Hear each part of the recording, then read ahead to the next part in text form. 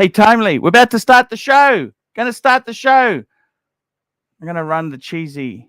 Which intro? Let's run the Archie intro.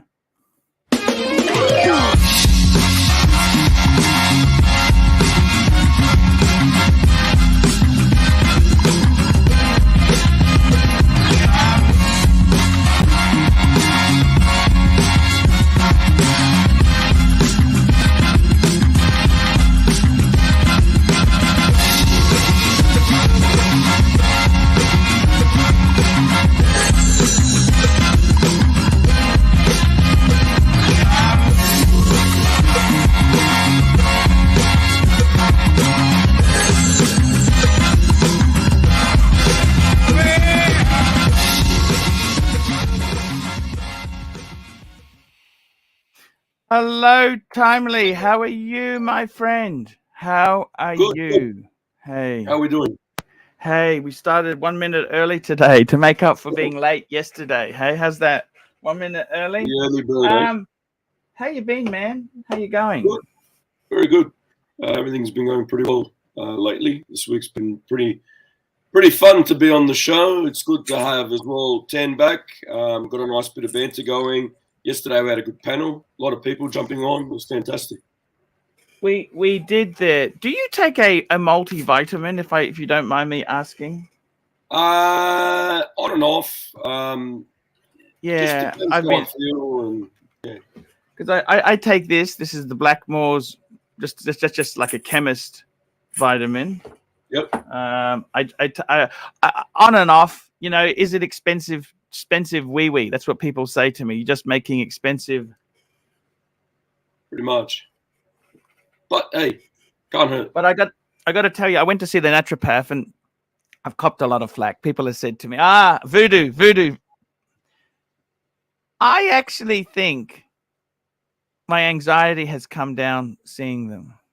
Yeah, that's good. Does that make sense?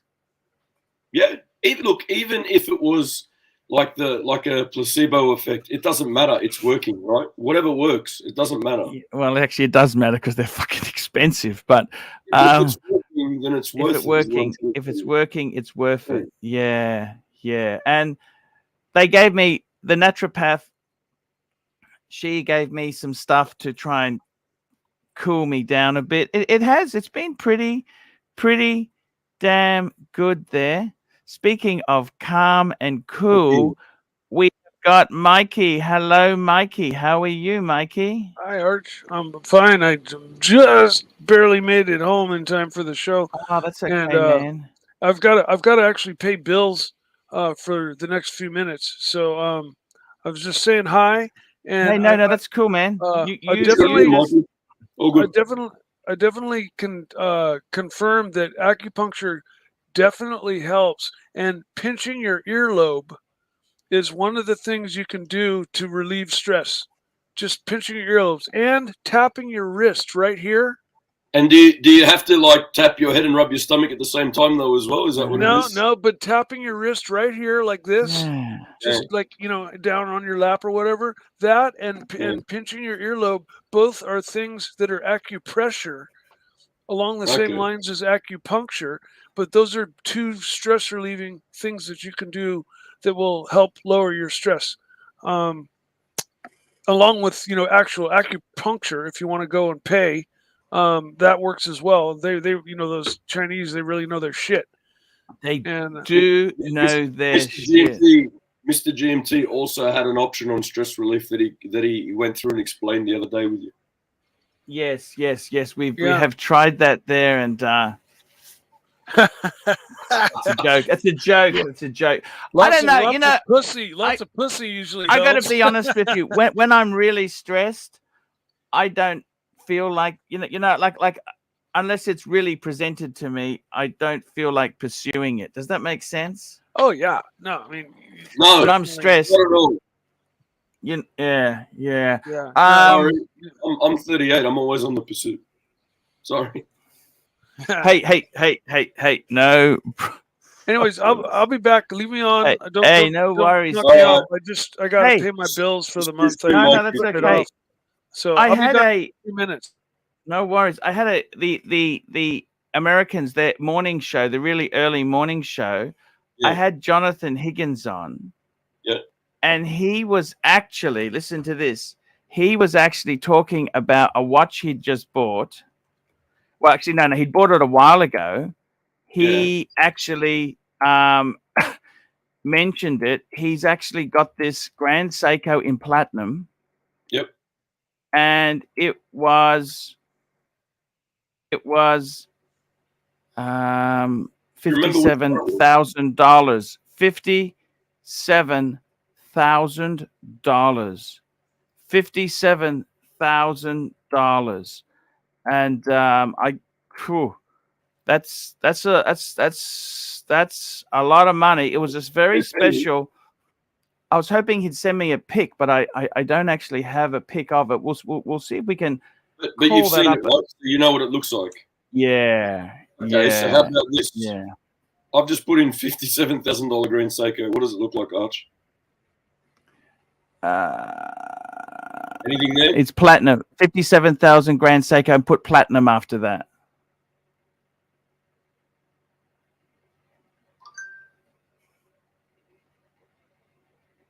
Yeah, that's that one there. That one there. The first one. First one? Yeah, that's it. That's it. That's it. That's it. Right. That's it.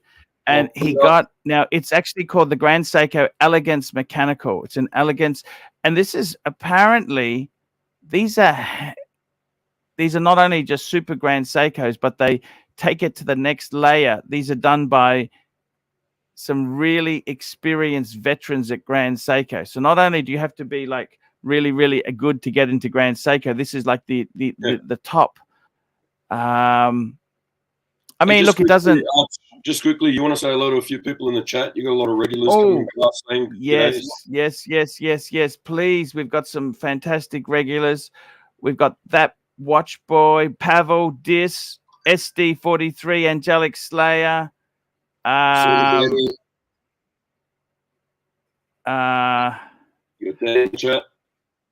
Yeah, it's all fantastic there. Angelic, everyone's so fantastic. That's great there.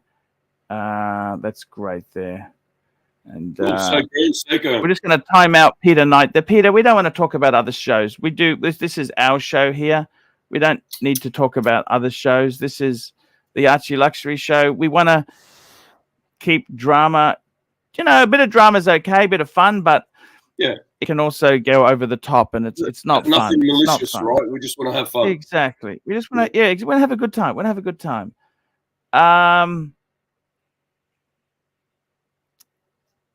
57,000 shit. Now this is the Grand Seiko boutique exclusive. That's what it's called. Well, hang on one tick. I just got to grab something. 1 minute there.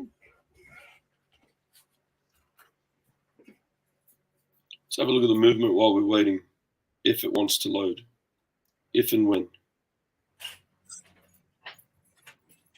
No, that's right, SD43. We don't mention the T word anymore. Definitely not. Swinging Kangaroo. G'day, mate. How you going? Good to see you. Serdy Danny, Dis, everyone that's in the chat, all the regulars, thank you very much for joining and taking part. Anything interesting there? Let's have a look. What's there? I was just trying to bring up the looks like it's glitching. I was just trying to bring up the back end of it and check out the movement. So 10.8 mil thick, 38 mil diameter. It's made of silver. What else we got here? Pretty much sick. I made a platinum. Cases platinum. Sorry, cases. What's silver? Sorry, what's silver? No, it's in color. Sorry. What do we got here? Accuracy +5 to -3 seconds a day when static, +10 to -1 seconds a day on normal usage. 72 hour Turn the super chat button on. Just turn that switch. Yep. Flick that. Hang on a sec. There we go. There we go. Yeah, Swinging Kangaroo says you need an application to buy this watch. Oh yeah, wow. Yeah, it's what Jonathan was saying there, and I mean, so you have to be a friend of ours to get this watch, then. Exactly. Well, JJ, watch hangout. Viewers sent over Arch. I'll hop on in a bit. What a cool Thanks, guy. JJ. Very, very much appreciated. Very, I very saw part of the cool. show today as well, the back end of it. That was great. Going through the AP releases and stuff. That was fantastic. And Mr. Sasquatch did an excellent job on that too. Viewers sent over. Thank you so much, JJ. What a cool guy. JJ's one of the coolest guys out there. And we always love to support him too. He's a great guy. What do you think? What do you think there? Look, I like it. I like the way the movement's been dressed as well. I mean, it's very reminiscent of high-end Swiss movements in the way that it's all done. Mechanical wine, beautiful looking piece. 57K, is a bit steep for me. That's Oz. That's US. That's US. I know that's not even dollar reduced. That's the US dollar. Yeah. I mean, I got to tell you, there's probably 57K, Arch. What would you get? US. What would you buy? Look, I got to tell you something. Into AUD, just to give you an idea, that's 80,000. Holy shit! If we went to what's another? If we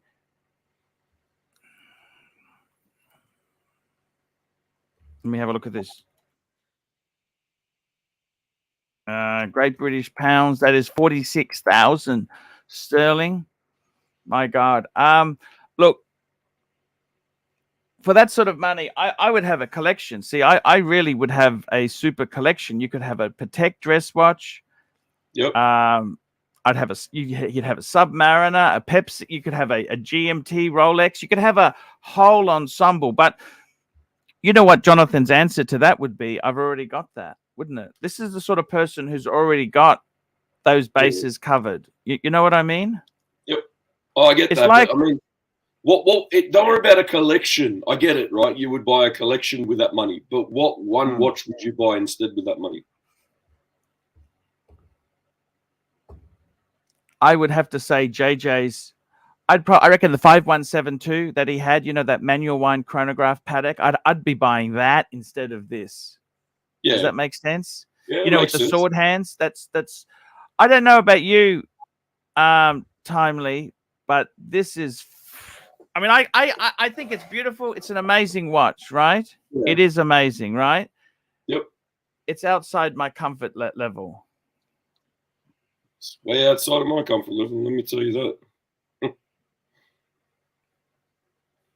Timely behavior. First super chat for the day.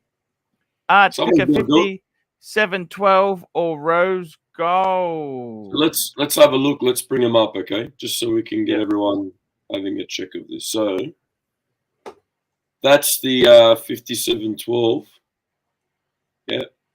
Beautiful watch, that, isn't it? Beautiful piece, moon phase. I mean, just gorgeous, right? Yep. It's in steel, the classic. Yep. Or a rose gold one on a leather strap. First of all, what do you think of this watch? I know you're just saying beautiful and all that, but I mean, is this something you would buy, you would wear? The thing is, I want to ask you something. These are hype. These are super hype. These were the very, very super hype watches. Yeah. Do you want it because everyone wants it, or do you want it because you love the watch? Yeah, cool. So that's the question. I think, and I got to tell you, as much as I like to say I'm an individual, I probably follow the sheep. I follow the herd. We like to have things that are, wow, you got one of those. Wow, you got one of those. Is your love for the piece because of that only, or is your love for the piece because it's a beautiful piece? This is the question. I got to be honest with you. If you love Patek and you love fine watchmaking, I think you wouldn't buy this for this money. They are hype, baby. Yeah. I think you'd buy a lot better for that same money. Like, the 5327, that's cheaper on the second. That's a perpetual calendar. So this is a fantastic watch, but what is it? It's basically, it's got a power reserve. It's it's got so it's time, hour, minute, seconds, because it got the sub-second. Yeah. Power reserve, date, and moon phase. So it's kind of so like Yeah, you're saying you get the 5327 instead, right? So let's just have a you look. know? Which iteration would you get though? Can I tell you something which will blow you a bit? Talk to me. Okay. There's only 116 of us. Okay. So that watch is cool, right? Everyone says how cool it is, right? Yeah. Now, why do you like it? Is it cool because of the movement, or is it cool? Or is it cool because of the case? So what is it? What is the essence of this thing? That's what I'm trying to get to. What is the essence of this? What makes it cool? Is it the movement? Is it the case? What is it that's cool? I'm asking for a very special reason, because I'm going to show it to you in 1 minute. Yeah. But I want to ask you, why is it cool? That's the first thing. To be honest, I don't think it's any one thing. I think they've got a bit of a winning combination. So how much is this going for? How much is this watch going for? What is this watch? Let's have a look. Well, see, the thing is, second hand, that watch is over, I think they're about over 100 US, right, on the Chrono 24. So I'll just call it up. Let's have a look. What are they going for on Chrono 24? So that's a Patek 5712. Let's have a look. Correct. Okay, so they fuck me dead. Archie, I'm back again. It's HR director, and I want to bring a little bit of class and sophistication to the channel. Yes. You know, a bit of this the rain in Spain falls mainly on plane bullshit. I'm going to bring it. We're going to take it up another level. We're going to take Tim on. We're going to extinguish him. Okay. We prefer to do our own thing. We don't really want to worry about other channels. What we've got to do. Divide and conquer. Snuff them out. Snuff them out. Yeah. No, that's not what we want to do. We want to concentrate on our stuff. That's the thing. Let me show you some. So just quickly before you do anything, Mr. Zoso shared this in the chat. Yeah. So he's saying his one, it's 26,950 that he's managed to find secondhand on Chrono. Oh shit, that's not bad, is it? Yeah. 26 is a lot more palatable. Good hunting, Mr. Zoso, on that one. Well done. Very good. I want to show you something timely. Let's do it. Okay, look at this. Okay, for starters, so there's a 5712. Yeah. 130. Why is that one? Oh, that's a Tiffany one, 250,000. Fucking hell. Okay, so you can see how expensive it is, right? Yep. But I want to show you something. Same brand, same movement, same configuration. Yep. Less than a fifth of the price. Do you want to see this? Yeah, bring it up. Let's have a look. Okay, so let's look at this. What do you think of this? Da da da da da da da da da da da da da da da.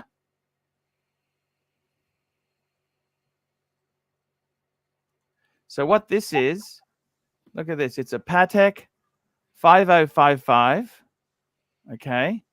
Look at the dial there. That's the same configuration, isn't it? Yeah, it is. Same. It's that like 240 movement. It's got the power reserve. It's got the sub-second. It's got the date and the moon phase. Okay. And the price is $33,000. Now, there's a few little problems with this watch. Okay. Yeah. It's a little bit smaller. It's 37 mil, but still quite usable. It uses that same movement, the 240 base movement, PS, IRM. That's that movement. Yep. Tell me that. How is that worth a fraction of the Nautilus? Same brand, same movement, same dial. Well, this is also white gold as well. So, but But what I'm saying is, why is this worth so little compared to the other one? You see, because it's not the hype piece. It's not the hype piece. Not the hype piece. That's not what everyone's going for, right? It's a dress watch. Everyone wants steel sports in a way, or sports watch, yeah, to some degree. So, and then when you have other so this is like chalk and cheese, yeah. You're comparing a dress watch with a sporty piece. You'd be better off comparing an AP to the Patek, yeah, as example, rather than this and that. I get what you're saying. Same movement. It's just completely different, like case and configuration. So, you know, why is the price so different? Because everyone's after that sporty look. I mean, that's what's in. Yeah. 100% right. So when you look at these things here, do you see what I'm saying? Like, that is the same DNA, isn't it? Same DNA, same movement, same configuration. So you know what happens to unscrupulous parts of the world? You know what happens, don't you? Yeah, they take this out and rebirth it into something else. Yeah, that's exactly what happens. That's the So this is the thing, like you've got like here, Mike Hammer saying the bezel is too thick. And I have to agree with him on that. It's like on this dress watch that you've got, the bezel turns into the lugs. There's no sort of like, it doesn't look like much of a step or anything. And it's a very thick, and it's an acquired taste. If that's something, I quite like it. I quite like the bezel. Sorry, I'm sorry. That's cool to like it. That's no problem. I'm just saying it's not one of those things where everyone's going to go, yeah, that's not. You're either going to like it or you're going to go, wow, that's too much. See, these came out. These came out when Patek said we want to bridge the gap between. So basically, beforehand, you got a simple Calatrava, or you got a perpetual calendar. So these were kind of useful complications. That's what they called this, useful complications. And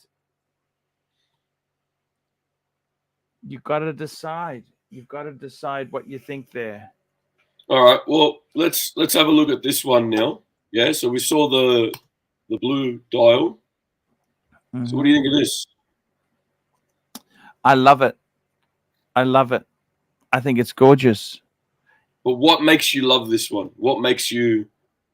It's the same watch essentially, right? It's just different gold, different color, same watch. I love the other one as well, but I love rose gold. I like the attention to detail, the brushed and polished surfaces, the different matte finishes, the brushing, and I think this is it's a gorgeous watch. Honestly, the reason I like it, it's a beautiful. It's just this is beautiful. It's a Patek. The truth is, these are quite all of these things here are actually a little bit delicate. Okay. Yeah. But I think as a watch, what an amazing thing to have. You know what I mean? See, someone who buys this sort of shit, you shouldn't be thinking investment and just purely money.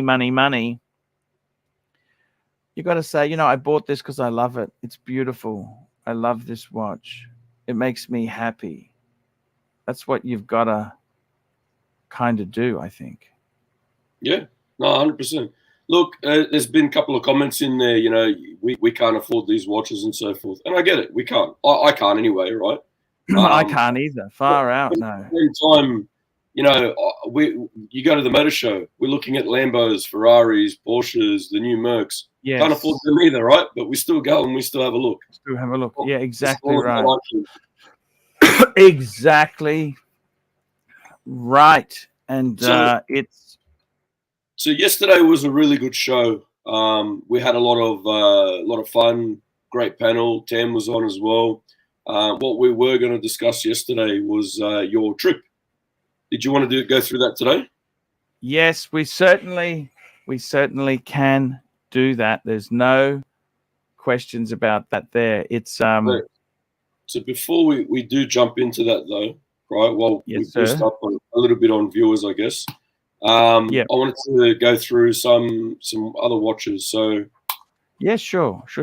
Beautiful, beautiful. This is at Vintage Watchco at the moment for 5'8" Australian. So in Melbourne. Oh, in Sydney. Sorry, Sydney Vintage Watchco, Brisbane and Sydney.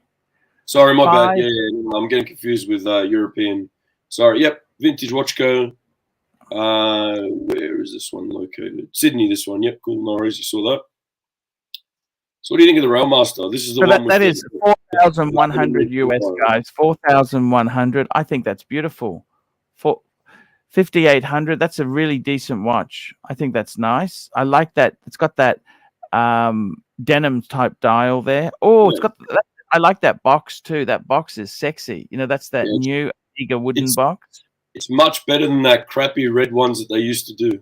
So they disintegrate over time. The problem with the red ones, like you're saying, they disintegrate. If you have one of those boxes and you got to use them open, whatever, or you're reselling the watch, have a look at your hands after when you're done. They're red. It's disgusting. This box is a thing of beauty. They've done a really, really top job on their new boxes. I reckon, anyway. Yeah, I totally get it. So this one comes on the bracelet, and also you've got the denim strap, the original Omega denim strap that comes with it to match the dial. Beautiful. Looks great on either. I've seen it. I'm not a big fan of like suede or denim straps, but on this it really goes well. Beautiful piece, beautiful piece. Yeah, so we'll have a bit of a read through here, right? It's the Blue Jeans model. It's got the 8806 movement, 55-hour power reserve, METAS certified, and 15,000 Gauss rated for anti-magnetism. 2022, box papers. Wow. It's 40 mil, 150 meter water resistant, minty. I reckon it's not bad. It'd be something that, if you're big on Omega, you love the Railmaster, you're into a bit of vintagey, inspired pieces, you'd have a go at it. 100%. 100%. It's so what do you reckon? Would it be something that for that price point you'd recommend? Look, I think for that you can't go $5,800. My God, can't get that's a lot of watch. Good watch. Like I'd rather buy this than a lot of the no name nothing. This is an Omega, quality Omega, screw in crown, beautiful. I love that denim thing. If particularly if you love your jeans, a lot of people love jeans. I'm not a jeans person, I must admit. I don't think fat people should wear jeans. But hey, it's got that. Look, a Gen Y would love this. They'd love this. What? It's got so many beautiful things. It's a gorgeous. It's a watch for all occasions. No question at all. And the other thing I wanted to sort of have a bit of a browse at was European Watch Gallery, just to have a bit of a poke around and see what they got. Let's have a look. Let's have a look. What do we got here? We've got an Air King. It's the older version of the new model. Yeah. Going for 10.8. We've got the other one that I thought was not too bad on price. I mean, this is Australian, right? So IWC, it's $5,000. It's you can see why it's on hold. That's on hold, yeah. I mean, $5,000. You've got a really nice pilot watch. This is the Petite Prince, yes, but there's nothing wrong with that. That's $5,000. How can you go really wrong with that? $5,000. Yeah, IWC, beautiful brand, beautiful piece. I like it. I like that casual strap on it. Very, very nice. I like that. So what do we got here? Yeah, just having a quick flick. Doesn't really go into too much detail about the watch itself, though. That's a blue dial, so the pictures aren't really bringing it out, but that's actually a blue dial. Yeah, that's that blacky blue, isn't it?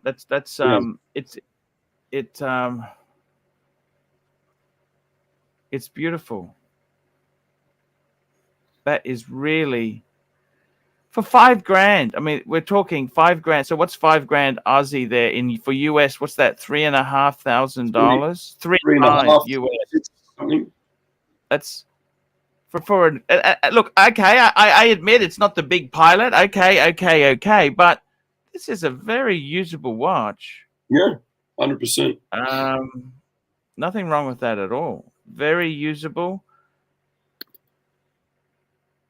Very usable indeed. Anyone wants to jump on the panel as well? Feel free. Just put jump on there. That's really cool buying. I must admit, I like that. People were complaining, oh, these are too expensive. Now we've gone into some really good pieces, and it's good to have a look around the world. What are these going for? Don't forget, guys, they ship to America. You know something? Australia has some of the cheapest prices for watches now because of our dollar. So yeah.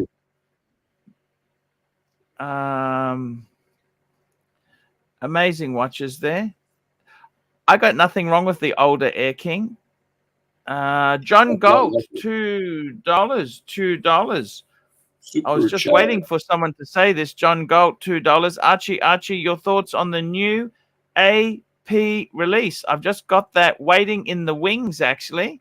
Let me show you this new AP that's just come out. Let me bring it up here straight away for you. Arch. Okay, so this is actually white gold. Look at this, white gold. They've gone for that interesting thing. What they've done is they've gone for that Patek. Patek had that kind of a bitumen type dial. AP has gone and released it.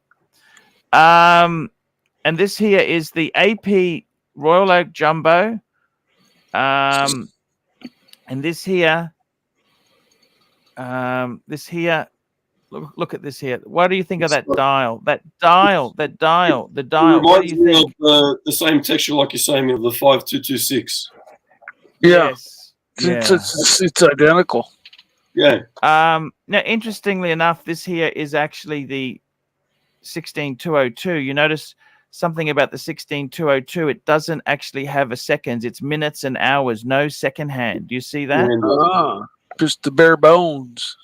Yeah, they never did that. Because that one, the movement, yes, it's beautiful.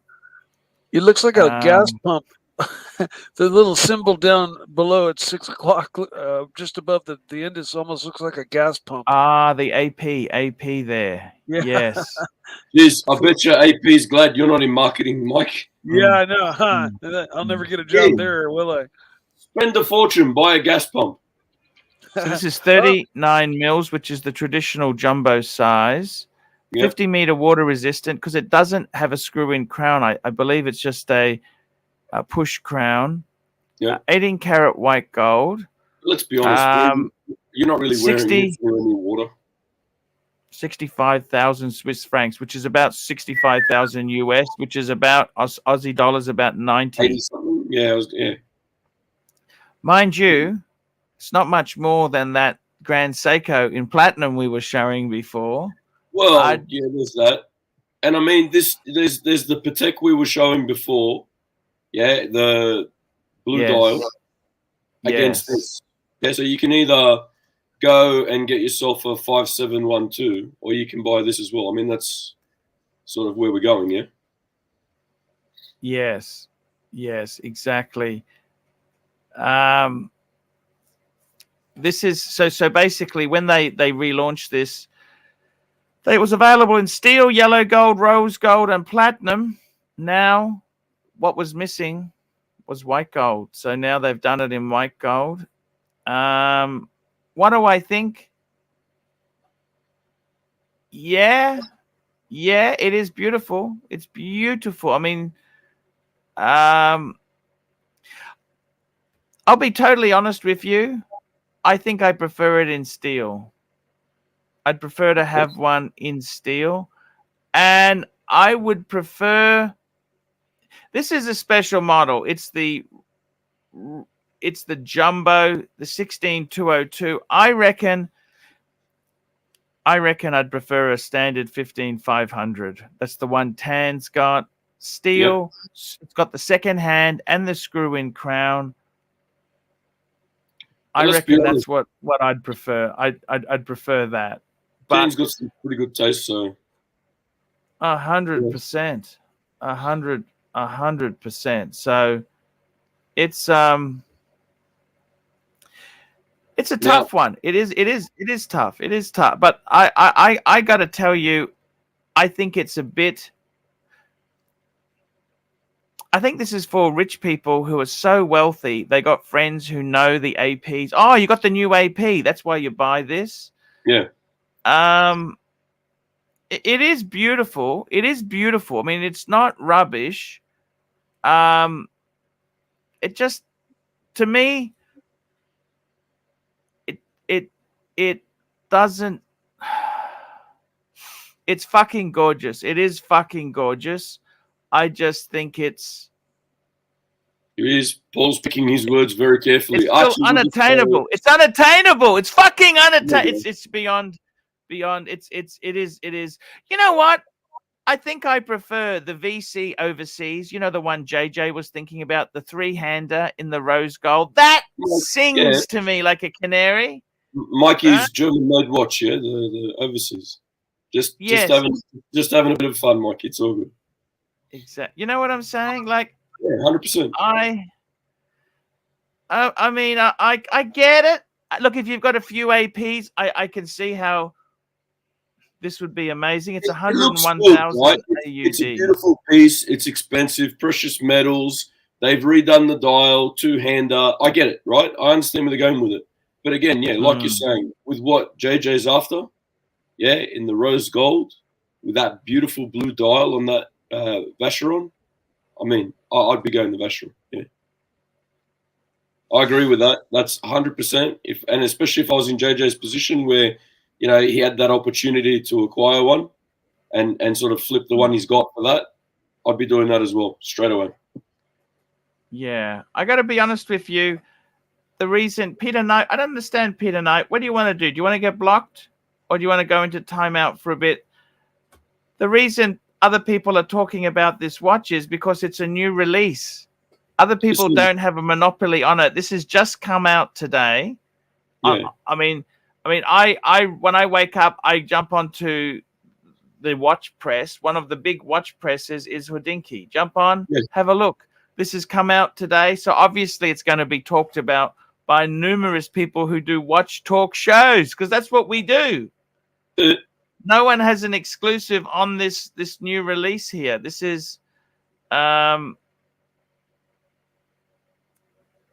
kind of the way I see it. Now, let's have a look at this. These two I prefer. What do you think? Look at those dials. Look at that fucking... These actually really sing to me, okay? So out of those two, what color would you end up going with? You know what? That's a really good question. It's tough. My heart is saying the green. I'd probably go for that beigey color. I fucking like it. I fucking like it. It's not a normal mainstream hype color. Yeah, it's one of those ones where. No. I mean, I could be wrong, and that's not the color they want, but fuck, how could you not love that? Yeah, 100%. How could you not love that beigey color? It's fucking beautiful. Beyond beautiful. It's beyond beautiful.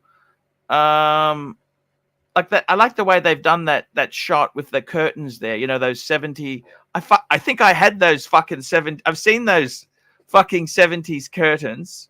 Yeah. You know, in a fabric shop. Hey, baby. I fucking like it. I'd go for that, the beigey color. The beige. All right. I've got one for you now as well. What do we think of this? This is one of AP's new releases as well. Yep, let's get it up. Da-da-da-da. Da-da-da-da. Ooh, look at this. So we have a look. it's another offshore, right? 30th anniversary, and what do we got here? So it comes in black ceramic. Yeah, and it also comes in something else I was reading before. Where are we?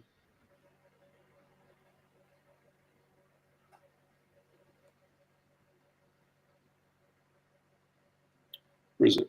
See, the thing, I'm not convinced ceramic is a great material for cases. I really, it worries me. Okay, if you don't open that, you couldn't get any other watchmaker to open that besides AP, could you? Really? Well, look, I mean, they would really. Would you open? Would you open an AP? Would you open a ceramic watch, Timely? Probably not. I'd probably leave it to an expert, because if you fike it, that's it, right? Like with steel, you can, worst case with steel, you can get laser welding done, right? Yeah, you can't do anything. You can't do that with fucking ceramic. The best you can do is what Mikey was saying. If it's chipped, throw some colored epoxy in there and make like a one-off piece. That's all you can do. Fuck. Right. Fuck. So we'll just have a look at the specs of this thing as well. Right. So just having a bit of a quick read. Look at that. That's a bit of a loom shot. Coffee looks quite good as well. Do you think it looks nice? Oh, it does. That coffee. Actually, I want the coffee. I want the coffee. Unfortunately, my lady's not home today. I got to make my own coffee. She's at work. And that's when the light hits it. What do you think, Arch? Fuck, that's a monster. Monster. It's a beast. Yeah. You know what I think happened with AP? They were really trendy in the 90s, early 2000s. They were so fucking cool, right? They've aged badly. Like the APs from the 2000s. Speaking of AP, hello, sir. How are you? Boys, what's happening? Oh, I don't know. We were talking the new. I don't know. Ooh, did you press the button or what? I did, but I think I've done something to it. I don't know, maybe I hit it too hard or I spilled coffee on it. Let me try again. I don't know. Broke the button. Oh, we're talking APs. All right, we're talking APs. They had the Archie, new white gold AP. I gotta ask you, what do you think? The white gold AP? Yes, no, maybe, Tan. Look, I'll give you my opinion on the white gold AP. Look, they didn't release a white gold AP 16202 when the 16202 came out. So it was the missing color. Yes, sir. 16202 is, it's got the new move. It doesn't have the JLC movement anymore. It has this new AP movement. And yes, look, I like the tapisserie dial. I'm one of those guys who actually likes the classic look of it. But at the end of the day, they've got a couple of variants now, and this isn't the steel model. It's the white gold. So I think I'm okay with it having a textured dial. And Archie, look, a lot of people do these textured dials. You have Patek's 5226 that has this textured dial, right? It's a 16202, yeah. You're showing a comparison. So yeah, this is the tapisserie dial, which is the standard. But Archie, look, it's not the steel model, right? It's the white gold model. So is it really sacrilege if it's on the white gold model? The only thing is I think if you're going to buy a 16202, you're a traditionalist. You're buying it for the history. You want the traditional dial too. You don't really want that fad dial. Yeah, but for a guy who wants a gold piece, something to be able to weight on the wrist, boys. I got to tell you, Tan the man, I prefer the rose gold VC overseas with the blue dial that JJ was thinking about getting. I think that is more balls. Holy shit! Tan Zeal, super. Tanzil, $50. Super Fikers, where's the energy? Well, we're trying to pump him up a little bit. I'm trying to get his, his taste a little bit with some Patex at the start and everything. But exactly. Maybe grab a couple more multivitamins, throw a couple more in. A few more multivitamins. Tan, I got to tell you, the more I see this stuff, the more I actually like your fucking white dial, silver white dial. What? Silver dial. Silver dial. Silver. I like yours, actually. I don't fucking need this so you're fancy went. Yeah, but that's the thing. You like the traditional. Did you know when I got my AP Tan? Did you know my dial preference when I got my 14.7? You had the blue dial. You had the good one. Yeah. But I wanted the white. Did you know that? I actually fucking wanted the white. I thought, no, the white, because I had the Explorer too. I wanted to go for a white dial. That was my thing. Because I also had the Reverso Grande. That's a whitey silvery dial. Sorry, I had the Explorer. I don't want you to ignore that. Swinging Kangaroo, $5. What's the difference between the 77350 and the 77450? Same size, movement, price, but both on their website. That's the 77. Yeah. So Swinging Kangaroo. Just a heads up. AP's website lags. So the 15500, which is the watch I have, is the older model, outgoing model of the Royal Oak, and they have a 15510 now. Now the 15500 is still on their website, so it's quite possible that this 34 mil is the I think the 450 that you're describing is probably the newest one. Timely, do you mind going to AP's actual website, because that's probably where he's getting confused, if you don't mind? Not a problem. Give me a sec. Just very quickly, whilst you're doing that there, Swinging Kangaroo, $2. Shout out to the viewer who's watching at hospital. Fuck, who's in hospital? Do you know anything about this? I don't know, but if they're in hospital, we wish you best wishes. Archie, give him best wishes. We'll go to full screen. Best wishes. Best wishes, and we love you. Please get better, man. Your health is the most important thing you have. Got a legend in the house, Yankee Doodle. Yankee Doodle. Hey, Yankee Doodle. Thank you, Yankee Doodle. Okay, so Swinging Kangaroo is looking for, Royal Oaks, Archie, they usually wear about 2 millimeters big, right? Yeah. 34 means it's a 36. Yes. So he's been looking at it between a 34 and a 37 kind of size range. I think he likes this one. Yes. So this is the 350. Yes. And I don't know, Timely, if you have the three. Yeah. I've got the other one ready to go as well. So.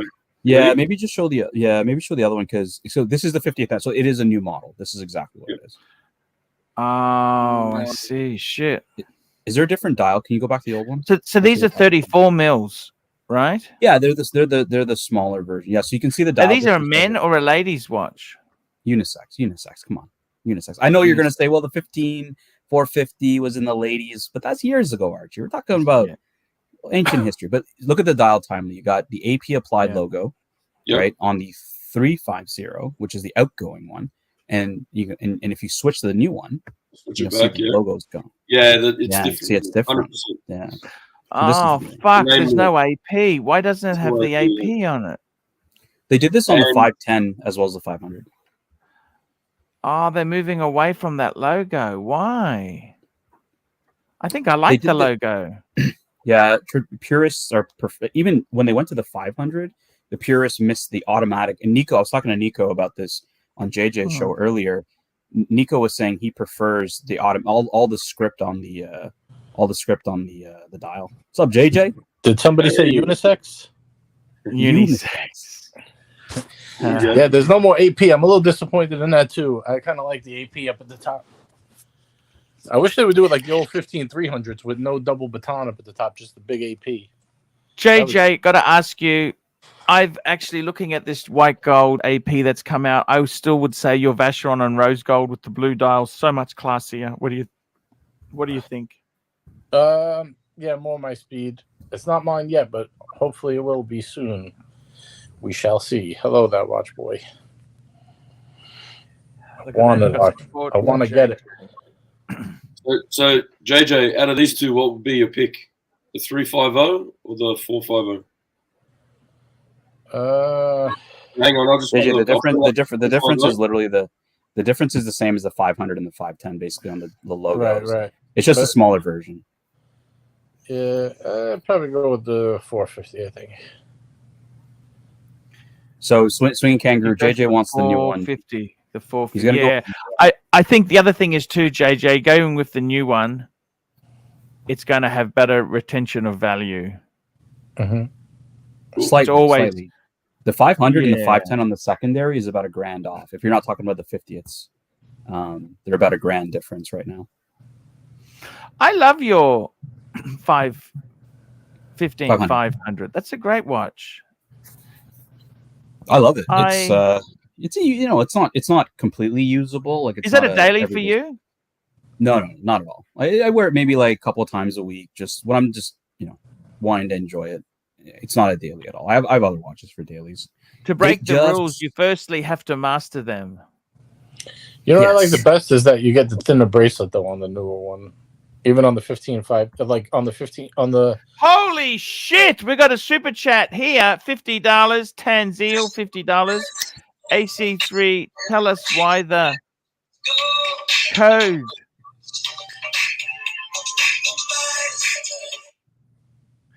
AC3, tell us why the code 1159 is a fail and what they can do to improve the lineup. I was very brutal on the 1159 when it came out. I'm starting to warm to it, Tan. Is that bad or not? Tom, can you pull up the new steel models? I don't know if you guys went through it already. I came late to the show. No. The steel 1159? Yeah, Hodinkee probably has it. They just released... okay. Yeah, they released two steel ones. I wanted to get your take on the steel ones first, Archie, and kind of whether you like them or you don't like them. You want me to pull it up? I'll go to pull it up, time. You got it? Okay, beautiful. I'll pull up my super. I got to tell you, these steel ones here, I like them. I think they're very unique dial. Very, see, you know what? They're following the model that Bush, what's that store in the city? Bucherer. They make you buy their in-house watches before you get good stuff. Do you think the code 1159 is purely cannon fodder before you can get an AP? Is that what the go is? What's your take on that? Well, the thing is, AP is going boutique only, really, right? So there's less and less ADs around. So if you're trying to get a Royal Oak, like, there's really no other way to get it right now besides the code 1159. Here we go. Jason M, $20. Good evening, boys. 10 is back. Look at this. Jason's a great friend. Him and I talk on Instagram very often. Jason, hopefully Jin is going to make it out, and we're going to come see you very soon. We're going to have some fun, some drinks, some dinner. Looking forward to it. 10, you've got the 15500. Would you buy a code 1159? So the two, and I'm going to let JJ answer this after me. The two code 1159s, JJ, I'm sorry, is the Star Wheel. Sorry, JJ. The Perpetual Calendar. Timely, show us the Perpetual Calendar. For fuck, that is, JJ, like that's art right there, man. Oh, yeah. Well, both of them, you know what they have in common that I love is the Aventurine dial. Aventurine, which Archie learned is glass. It's actually glass. It's not stone. It's a glass. I just like Perpetual. Have you seen the Perpetual, Archie? Have you seen the Perpetual? Yes. I want to show you something. I think it could be perfect for you. Okay. Ooh, look at this. Come on, Archie. Tell me this isn't perfection right here. Okay. So I understand what you're saying to me, right? Okay. Beautiful shit, right? It's great. You know what you could do, Tan? Say we combined AP 3940. You know what we could get? You know what we could get, Tan? In that price, if you combined a 3940. Let me show you something. What I reckon you need to buy immediately.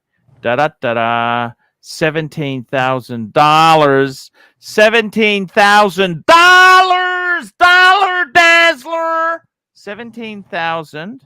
This is It's a a perpetual AP calendar. perpetual calendar. And this is like a 3940. 3940. JJ, you love this too, don't you? JJ? JJ is going to take that code 11. JJ, you love this too? No, the code blows this away, Arch. It's JJ, look at this here. This is JJ, JJ, look at this. It's even got a tang buckle. Look at this. It's look at this. in a millinery, right? And you'll be all set. JJ, no, this is actually in a. Yeah, thank you, Sweater. Now the only problem with this watch is Tan, and you yourself can overcome this. Sludge. It's 36 mil, 1986. Man, you know what? You can't buy a fucking 3940 anywhere near 17,000. So here's the question: for similar money, you could get a JLC perpetual. You would take this over the JLC perpetual. Let me tell you. Let me tell you. Okay. You know what buying this watch is the equivalent of? What? You remember they had the W140 Mercedes? They had the 600 SEL. W1 for I don't remember. I'm gonna look at W1 for Mercedes. W40 600 SE. That's when they released the V12. Okay. So just quickly before you guys do anything, that's the one that Tim was talking about. Yeah, like I mean, it doesn't have to be 41. That's in steel. That's in steel. Yeah, steel's cheaper. You can get steel for like 17, 15 cheaper maybe. You know the thing about that AP perpetual calendar is it's like having a Mercedes-Benz 600 SEL with the biodegradable wiring loom. So this is more modern, right? This will be more modern.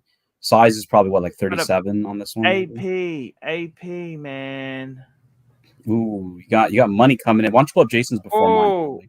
Pull up Jason's before mine. Let's get Jason's comment up here. Jason M, $20. Let's start a fund for Archie to visit Canada summer 2023. Canadians are a little sad that you didn't take a trip up to Toronto to see us. Man, a lot of people were sad. I should have gone to Chicago. I should have gone to there's so many things I shoulda, woulda, coulda done. You know what I mean?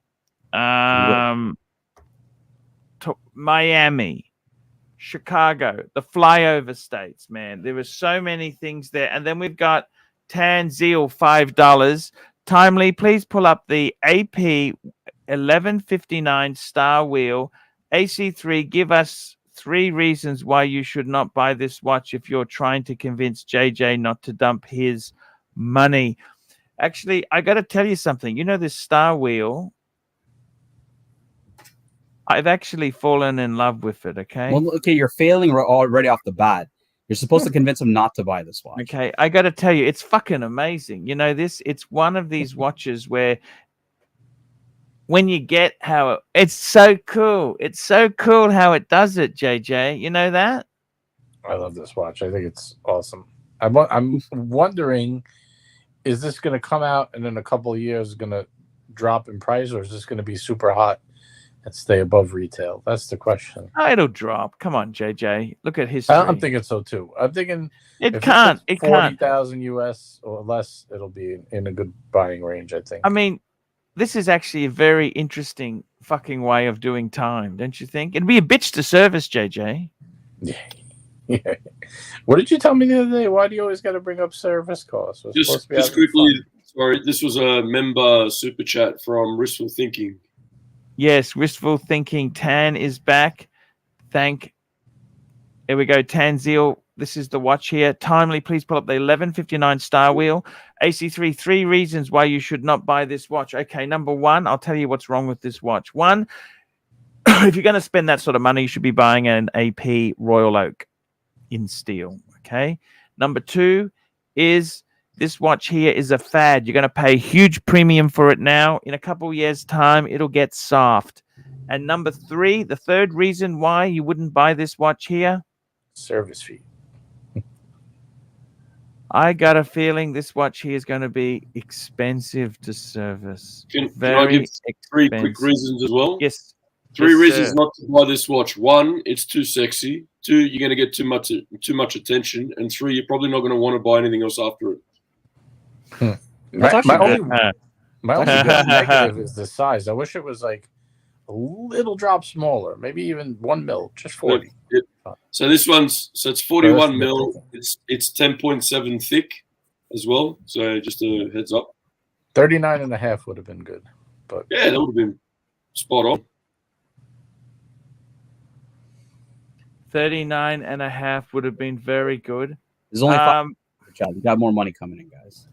We got money coming in. Look at this. This is amazing. We got Aussie Blowfly, $5. Love the support, guys. Big thanks. Thank you, Archie. Aussie. Full screen. I think he may be the one in hospital. I'm not sure. Hey, Aussie Blowfly, get better. We love you. And we've also saying our prayers to you as well, man. Get better. We love you. Thank you for watching the show. Hey, Thank Arch, you so is that much. a tiger behind you? What is that on the shelf there? Tiger Air, baby. Oh, that's the hunting cat. Hunting cat. Oh, that's a hunting cat? Hunting cat. Oh. Yeah, hunting cat. Timely. We're going to go back in the archives. Archie used to do, Archie, it's funny. I recommended this series to Hoff on Smash. I said, hey, if you really want to see a cool Archie series from way back in the day, he did one called Confessions of a Watch Dealer, where he would talk about his stories when back in the day when he was a watch dealer. So I want to see if you can give us some good stories. So this one's for you. Go ahead. Look, the thing is, when you were buying whatever the customer had, it was always the wrong one. You say, someone brings a Submariner, they want Datejust. That's the one that they want. Whatever you have is never. On. Give us a good story how like you bought a Submariner for $200 off somebody and flipped it to Thailand for like a couple of days. Come on, give us a good story. Come on. Yeah, come on. Actually, I had it was a 5513. It was fucking beat up, really beat up, and I paid for it $200 for a 5513. And I sold it that day for a couple $1,000 to Monster Time, I remember. Amazing in the day. They were so cheap. I bought tuners for $200. Tuners. You couldn't. It was just, that was the day. Man, so long ago. Can you read this one out for our good friend Der Stiefel? Pittsburgh style. Stiefel. Evening, fellas. Welcome to the program. Welcome to the show. One of my favorite confessions of a watch dealer was when I think it was your Royal Oak that you had, the quartz one, and there was an issue with it, and you took it to get it repaired, and the watch dealer, he said, the watchmaker said to you, look, we can repair this thing properly. It's going to cost a certain amount of money, or we can just sort of like make it work for a little bit. And then your next comment was, look, I'm not the fucking best person to buy these things from. I'll admit that killed me. I was on the floor. Yes. Those APs. Mind you, what I sold that fucking AP for, I would love to buy it back, even with the busted crown. That was a sexy swinging kangaroo. $5. Sorry, Arch. That's 17,000 Patek is like buying CPOQ5, and the green code is like the Macan S with the sports chrono package. Enough said. 17,000. I'll go sniff with Ross, Rachel, Brady. That Patek, that was the 5055 we were talking about. Ooh, I didn't see the show when you were doing that. Yeah, I was just saying to Timely before, the 5712, you can get that same movement for a fraction of the price in a 5055. The Tan Zeal. Give the shout out here to Dirk Stiefel. Tan Zeal, shout out to Durf Stiefel, a true Archie OG, Pittsburgh style. We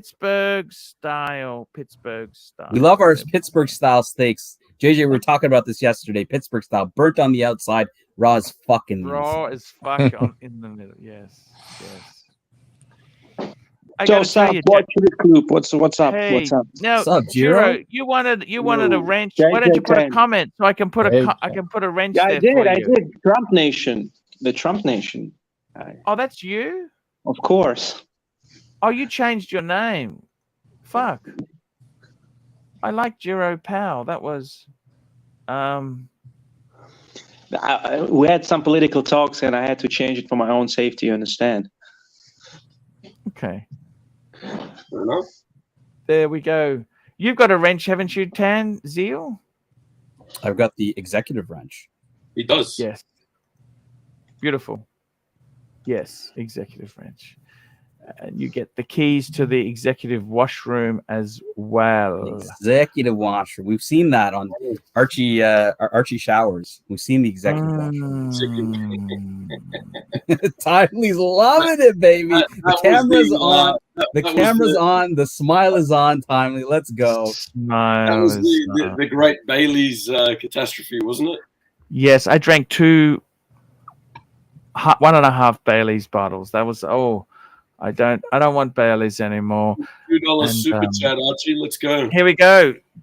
D Stiefel, $2. AC3, give us a razzle dazzle beazle world. Razzle dazzle basil world. There we go. There we go. What a great guy. Archie, you didn't meet Dirk Stiefel, did you, when you were in the US? No, I was sad about that, man. Yeah, he's in Michigan, I think, and he's met Jin, because he met Jin, I think, at Watch Time New York, and they hung out and stuff, so they're good friends. But yeah, it's fantastic. So Timely, what are the other APs you guys were looking at today? You guys, when I came on, you were looking at some Royal Oaks. Maybe pull them back up. We got JJ here.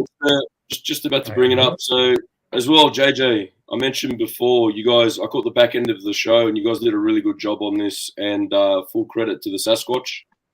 Yep, the Sasquatch was taking care of business.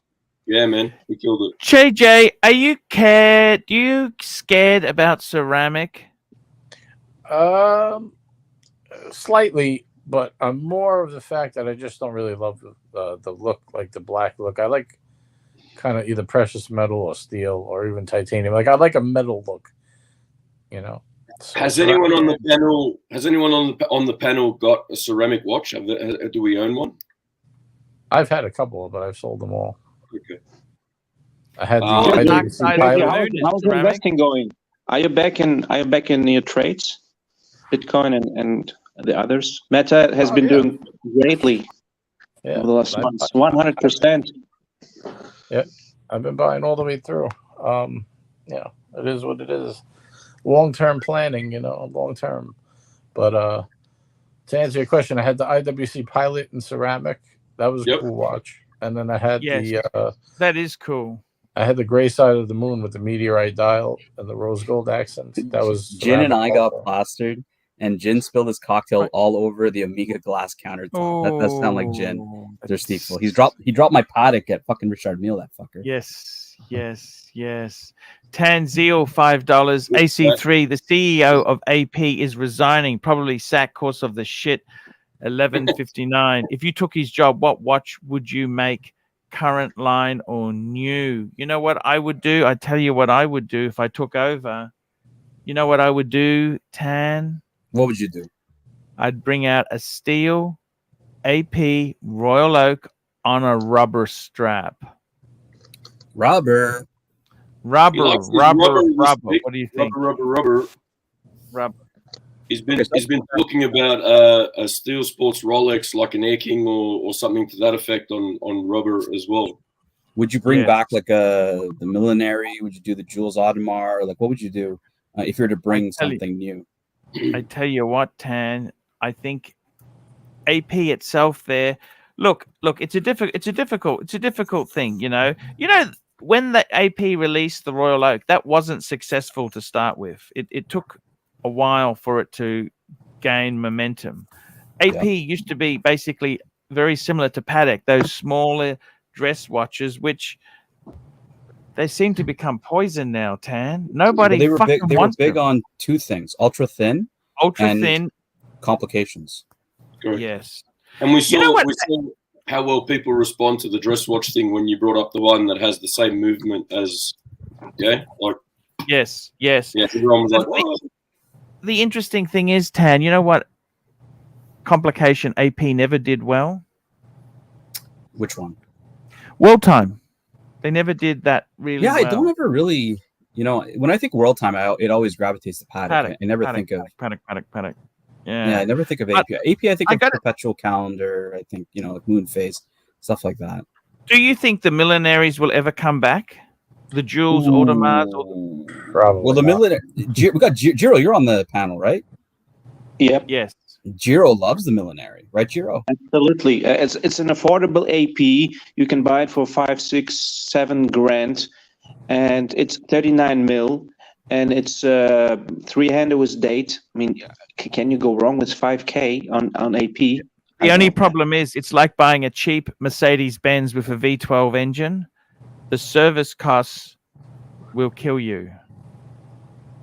What about the Jules Audemars equation of time? Bring that back. Yes. Jules Audemars equation of time. Very interesting watch. You could pick one of those up for probably like 35 grand, right? Can I ask you, you've avoided the question, what the hell's wrong with that AP I had on the screen there before? What's 17 grand? You love the 3940. No, there's nothing wrong with it. Why, as an AP person, wouldn't you just race out and buy it and say, fuck it? It's a perpetual calendar. To me, what's wrong with this? There's nothing wrong with it, but to me, AP is a one and done, like a Panerai is a one and done, right? It's the Royal Oak. Yeah. With paddock, I can go deep into paddock. I can go Calatrava, I can go World Time, I can go Perpetual Calendar, I can go Annual Calendar, Perpetual Chrono, Weekly Calendar. Like, there's just so much.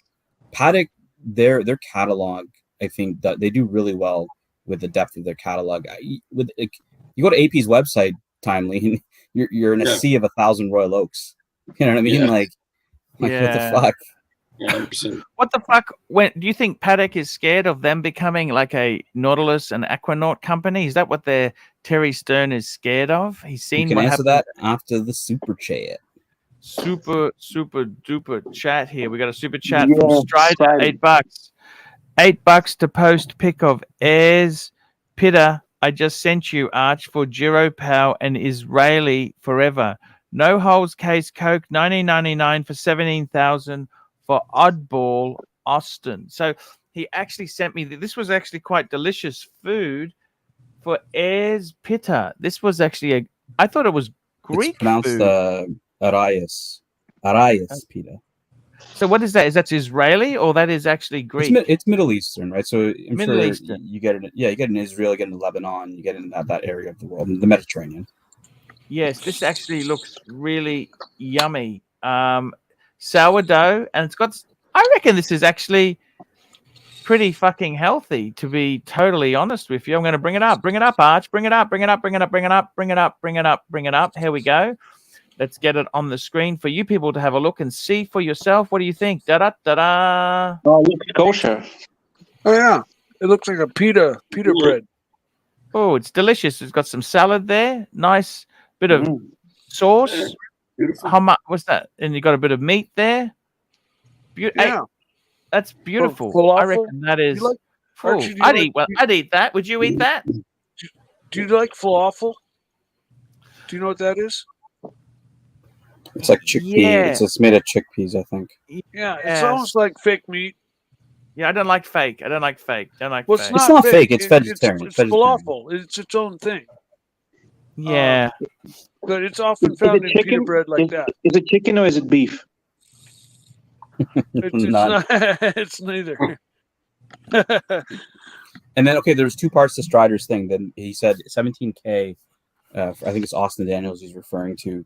Coke 1999, 17K for Oddball Austin. What do you think?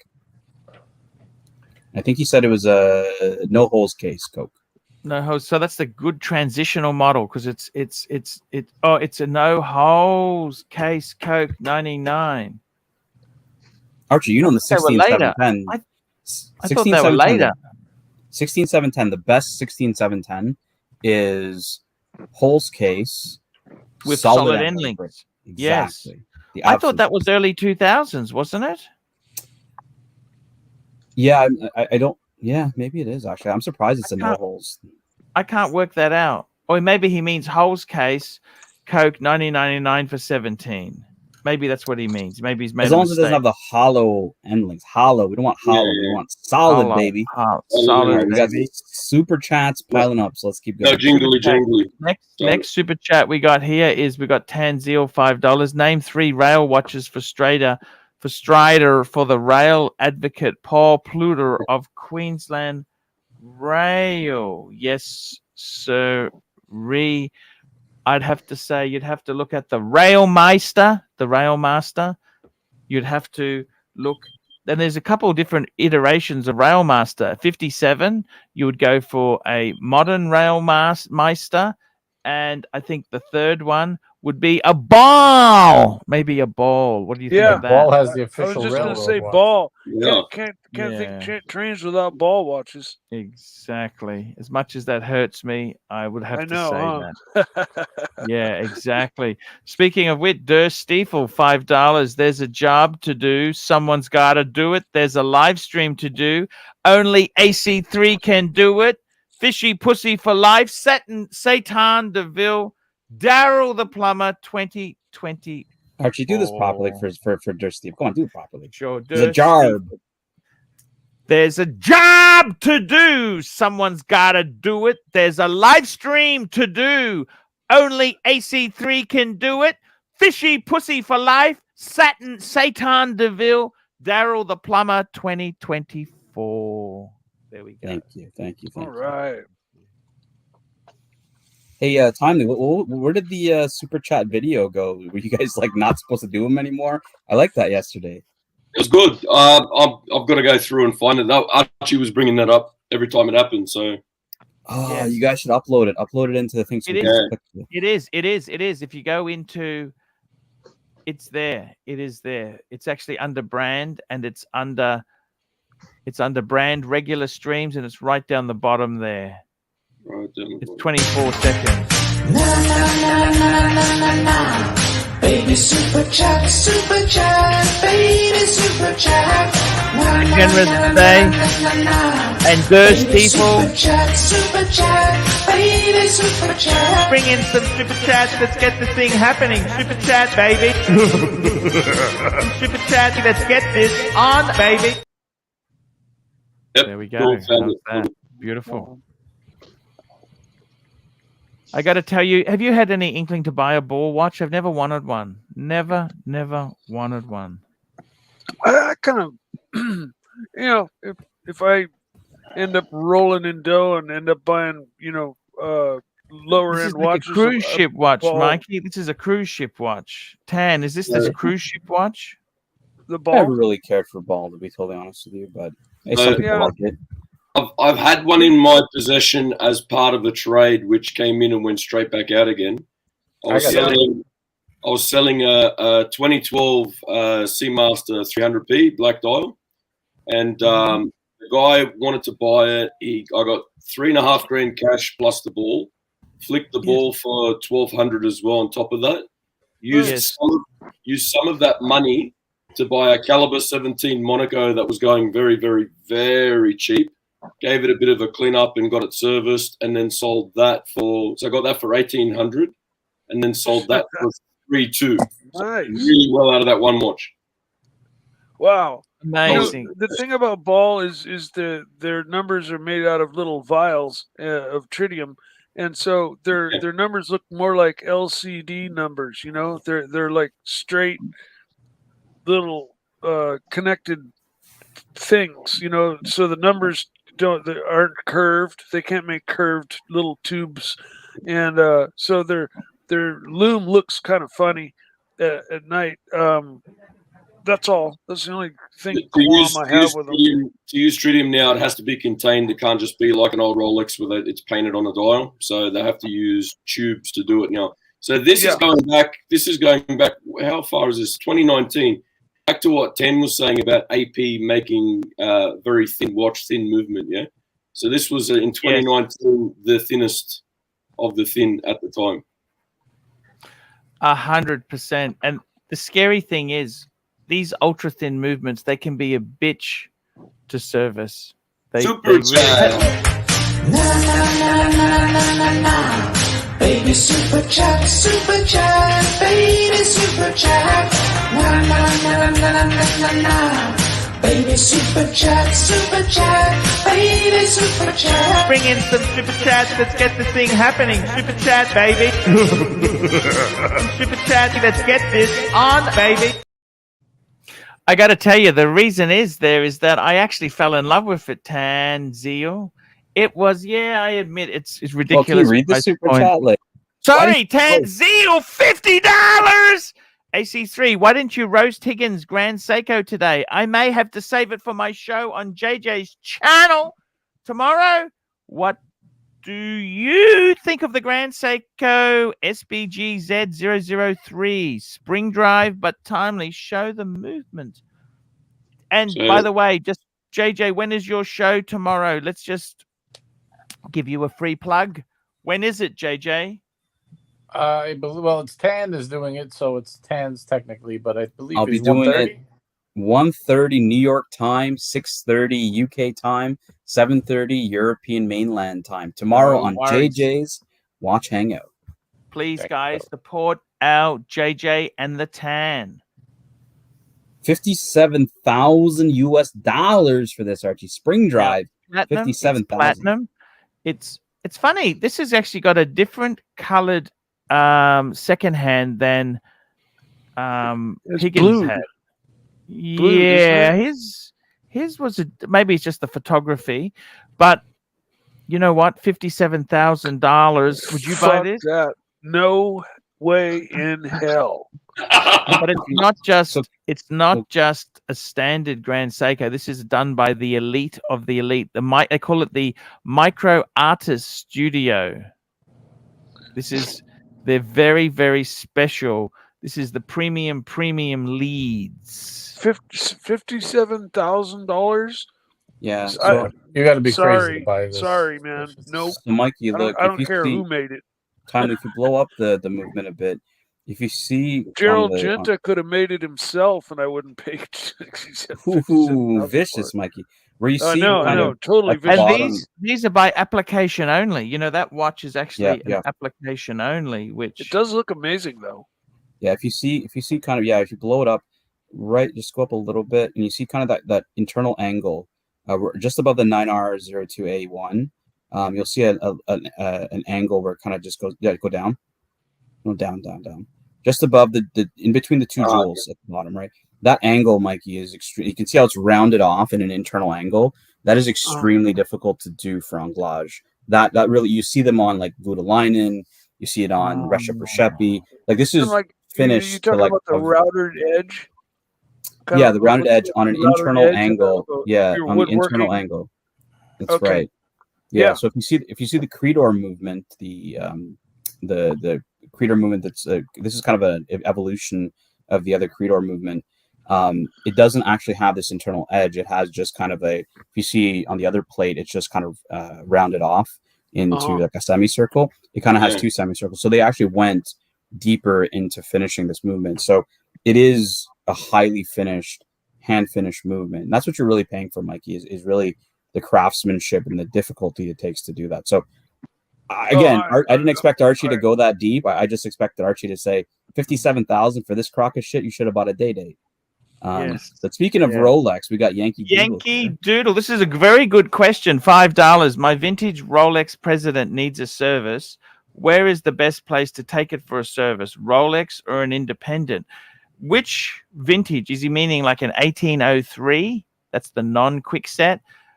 I personally, Tan, what's your view? I say once they get to a certain age, you're better off to go to an independent.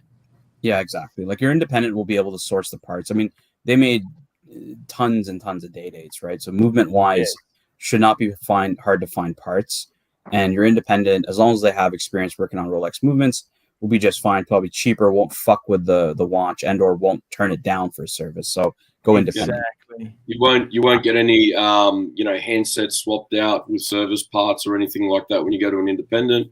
Again, like Tan was saying, make sure you find someone that's highly qualified, that's worked on these before, and that's your best bet. And build a relationship with them as well, because chances are you're going to be back there again if they do a great job, and but they tend to give a bit of a discount as well if you're really good in with them. Exactly. I'm gonna hop on in a little bit. I'll see you guys in a little bit. Hey, JJ, thanks for coming on, man. Thank you so much, man. Thank you. See you guys in a little bit. No problem. Steeple's a fan of Grand Seiko, and he says Grand Seiko is a Breitling Tudor price range brand. Grand Seiko is pushing too far up market for their prices right now. They're pricing themselves out of their customer market. What do you guys think? I think 100% right. He's on the money. He's on the money. He's on the money. And you know, the stupid thing is with Grand Seiko, I don't understand. Why the fuck SBGA? You got to give it like, come on, you got to use a name. Use a name. GMT, Pepsi. You know, you got to use a name that people. SB. This is so fucking purist. I mean, it's okay to have a model number. Yes, Rolex does too, but fuck me dead. SBGA 551. SBGA. Oh, fuck me dead. It rolls off the tongue, doesn't it? You know, the Japanese are famous for naming their things. They have this suicide airplane that they used for kamikazes in World War II, and they named it like the Cherry Blossom. The Cherry Blossom. And you know they're famous for naming things. So why not the watches?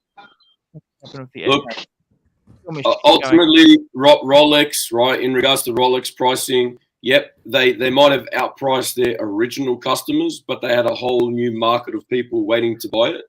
I don't see anything happening like that with GS. Just out of interest there, very important message from Strider coming in. Arias Pitta, Wagyu mince, tomato salad, amber, pickled chili, and tahini. Ooh, that sounds so good, man. That is really good, Strider. Sorry, just priorities. We had to get that on the screen. Tanzil, $5. $5. AC3, if you were CEO of Seiko or Grand Seiko, how would you better market their pieces to become a true heavy hitter? You know what? For starters, I'd give the dealership back to Vintage Watch. They took it off them. I reckon the best thing Grand Seiko can do is try and give them some names, like you know, you've got to, besides SBG, you'd want to give it some names. The GMT, GMT Meister, or some fucking thing you want to call it unique to give it some sort of more recognition, because it's too purist. The other thing is, what you want to do is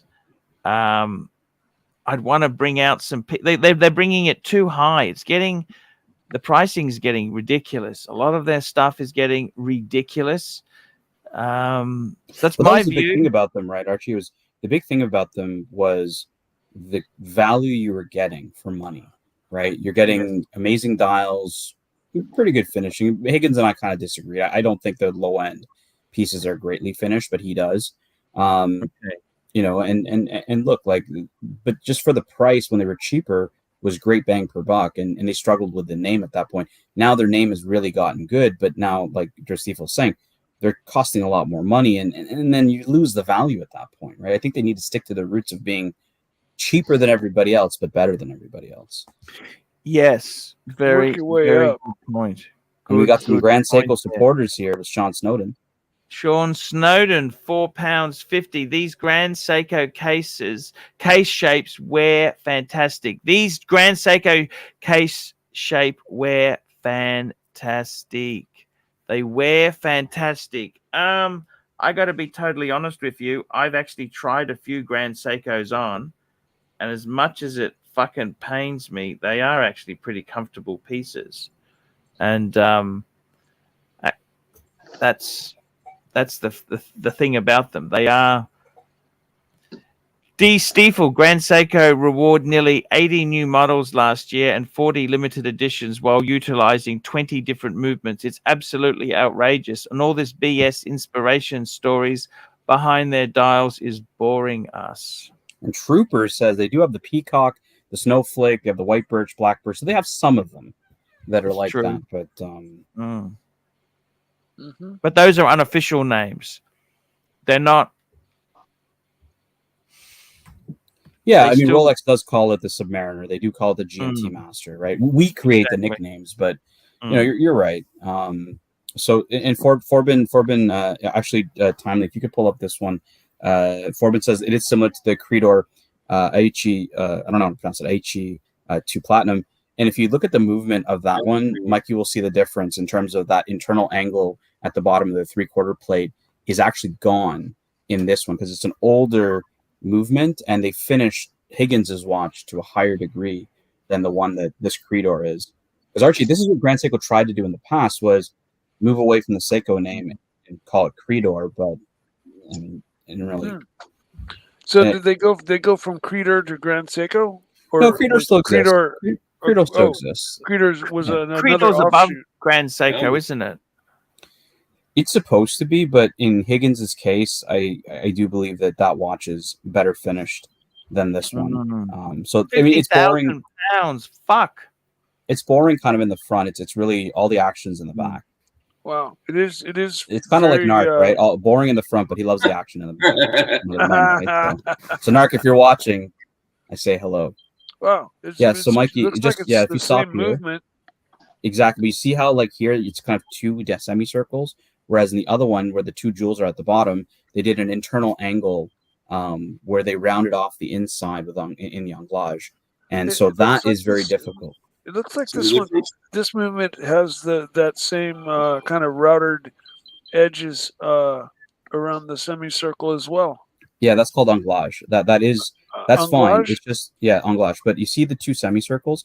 So you're right. This is the Creedor. So the semicircles are just semicircles. But when Timely goes back to the newer movement on Higgins's watch, you'll see one of the semicircles actually has a deep internal angle that they round up. I don't know, Timely, if you can blow this up a bit. But anglage are the straight lines going across the movement, right?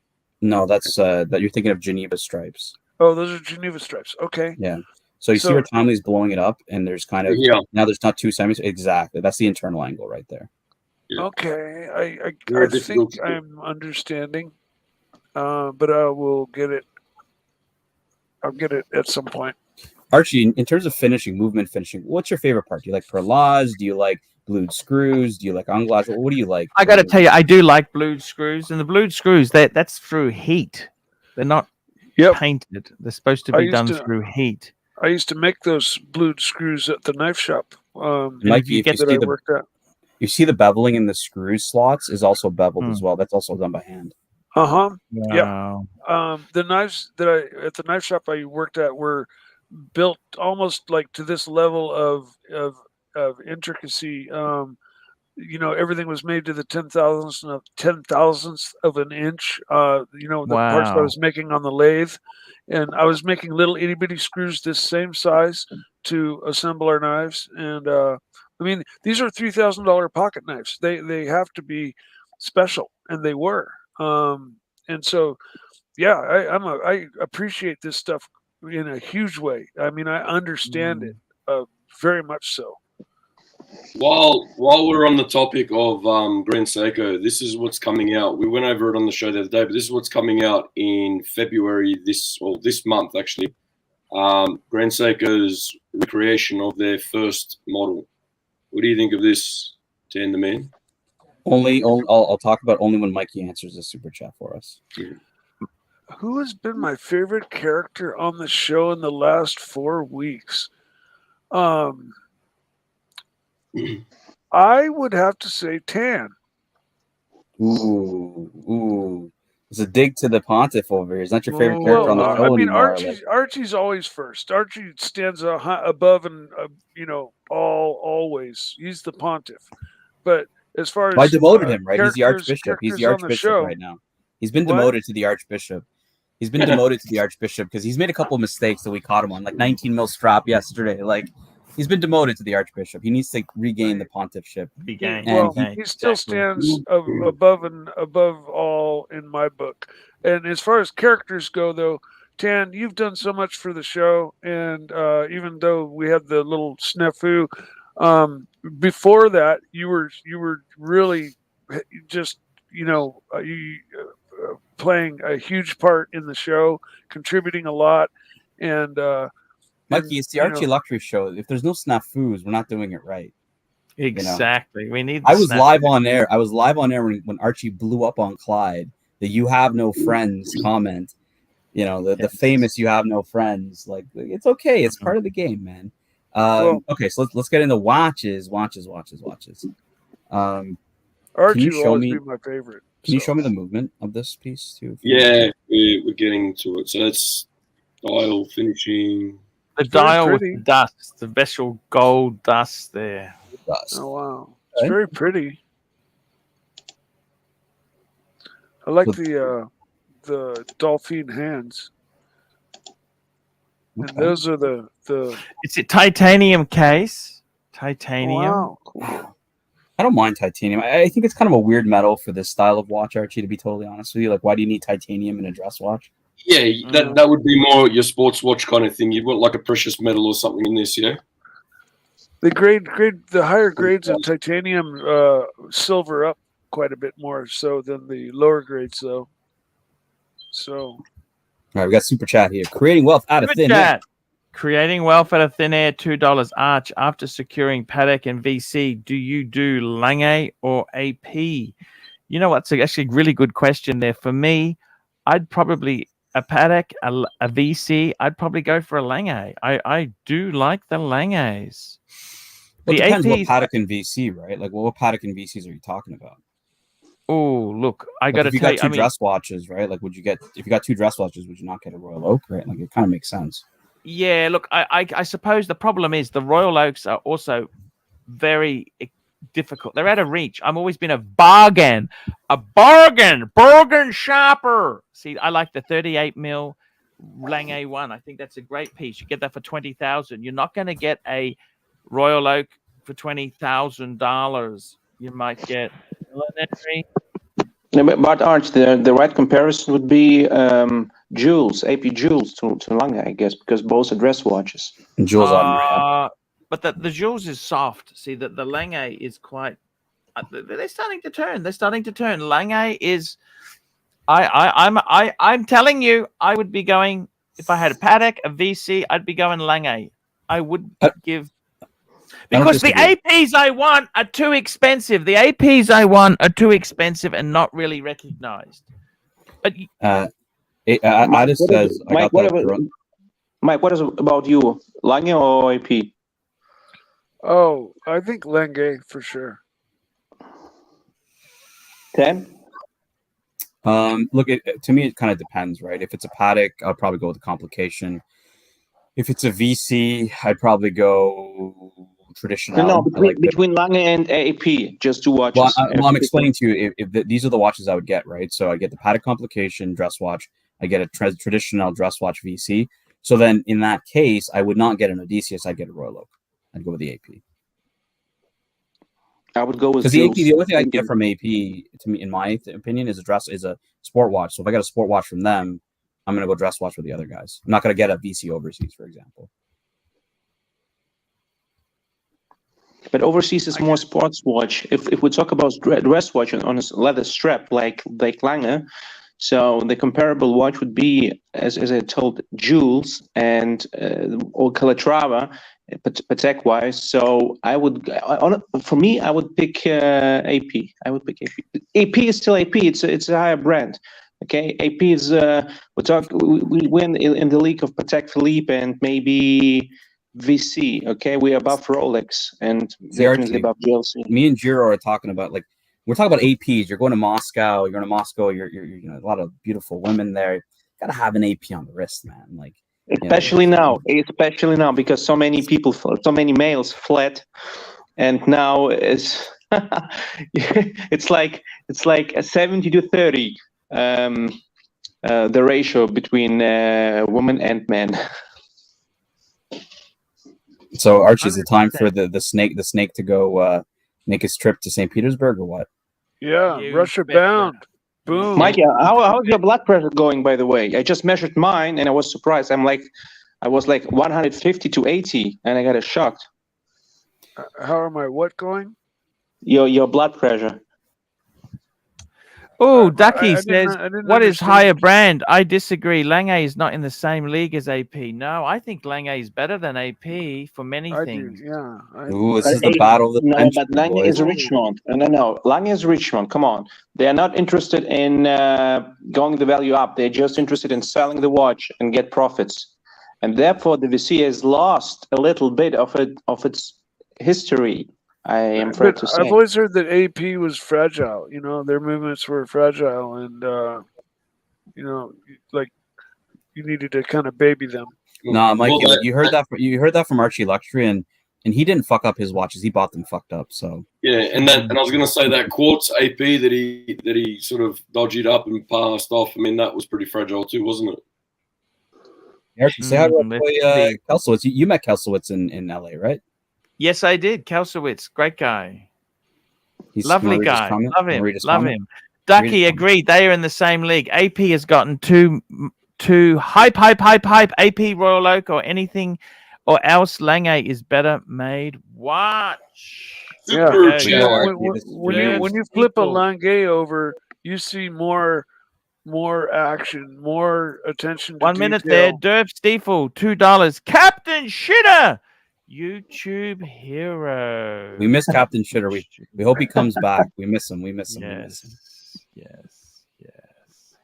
Creating wealth out of thin air, $2. Arch 6119R. That's the Paddock Calatrava manual wine, and VC Dual Time in black. In Lange 1 or 1815. Okay, I would say, to be honest with you, I'd go 6119R. That watch is absolutely beautiful. He already has these. Beautiful. I think he already has the first two. I think he's asking for the Lange 1, the next one. 1815. Oh shit! Right. I would say Lange 1, Lange 1, Lange 1, Lange 1, Lange 1. Lange 1 there. I would have to agree. And Mikey, let me ask you a question of what you learned about the 1815 up down. What does the up down mean? I don't know. Come on, Mike. We taught you this when Bear was on. Up down on the 1815 up down. What was the up down part? It's the power reserve. It's the power reserve, Mikey. The power reserve. The power reserve. Well, okay, that's easy enough. I mean, yeah, I can see that. Archie, your segment. Mikey learns. No, if I see the Lange 1 and see that arm there, I know that's a power reserve. Just right off the bat. Up down, baby. Up down, Mikey. Up down. That's down. That's obvious. Go there. Swinging Kangaroo, $2.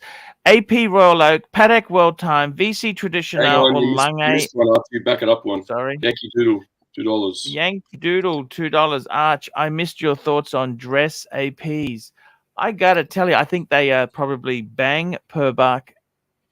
Very, very, very good bang per buck. The problem is, if you don't get the kudos, nobody wants them, Tan. Nobody wants something that they don't get the kudos. They want the kudos. So AP dress watches, that was their genre, 60s and 70s. That's what AP did. They did it so well. They had ultra thin. They had one of the thinnest movements out. But not as thin as the LaSalle, right? Yes, but we don't talk about LaSalle because it's Japanese. Talk about that. Yes. It's Japanese. Just like the world's first automatic chronograph can't be a Seiko because we don't like Japanese watches. What was the movie, like K1003 or K? What was it? You remember that movie? 1001, I think it was. 1001. Yeah. I think so. That's the one that was like. Are we rebooting the Society for Thin Dress Watches? You, me, and Yankee Doodle. I gotta tell you, man. I gotta tell you, it's kind of died out. You know what I mean? I'm sorry. Well, you were trying to revive the movement. You used to call these big watches dinner plate specials. I know. All right, let's get some energy. We got some super chats coming. Get some energy. We want energy. We want the.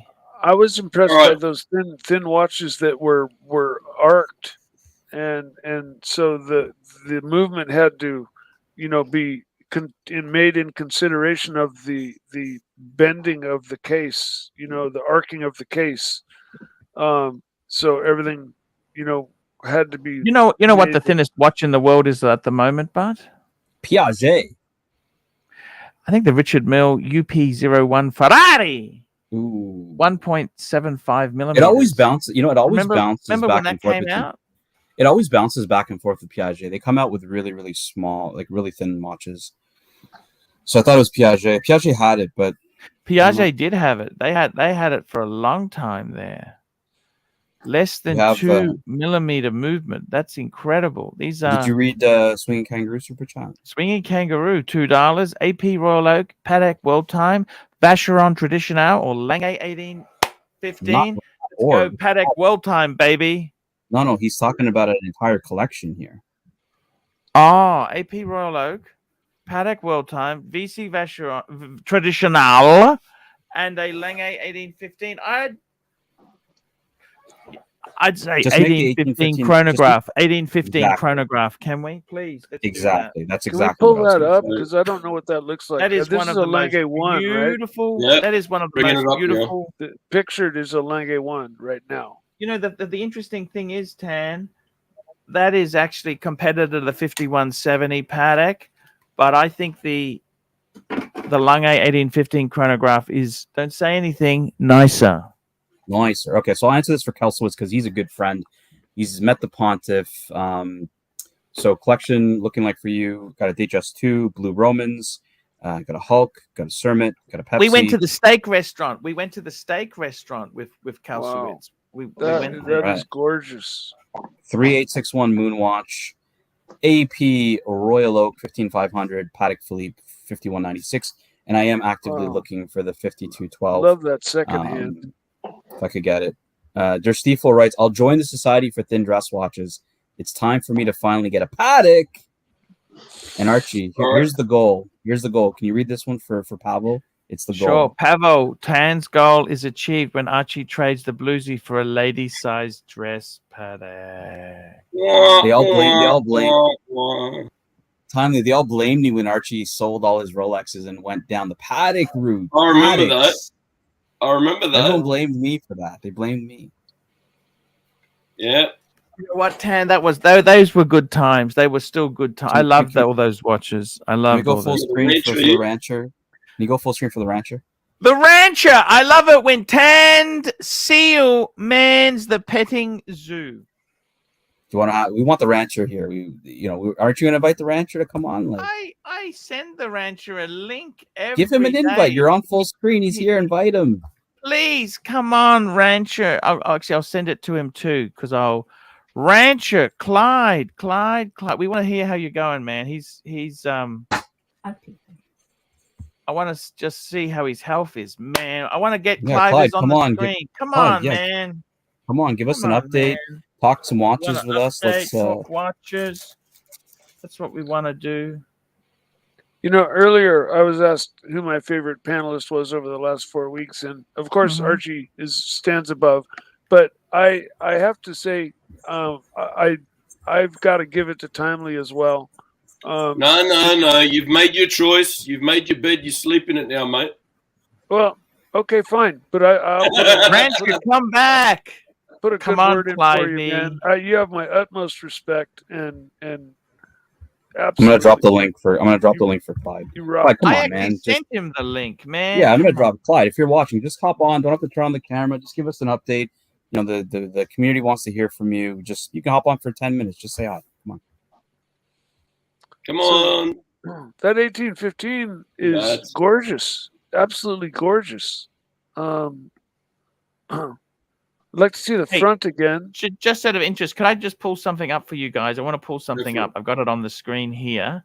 I found something really good. This is we're talking about the thinnest. You guys want thinnest. Here you go, Tan. Yeah. The Richard Mille Ferrari is 1.75. Number 2 is the Bulgari Octo Factissimo, 1.8. Factissimo, yeah. And the Piaget, and this is 2 mils. Look at that. Look at that. And Piaget did hold the record for many, many years for being the thinnest watch until recently when all this happened. Look at this. It's and the RM, it's 1.75 million fucker Roonies. Holy shit. And since this watch came out, no more shots were fired on that front. It doesn't look like anyone else has managed to make anything thinner at this point. So, holy fuck! Holy fuck! Archie, do you care about ultra thin? Like, or do you want a bit of heft to your watches?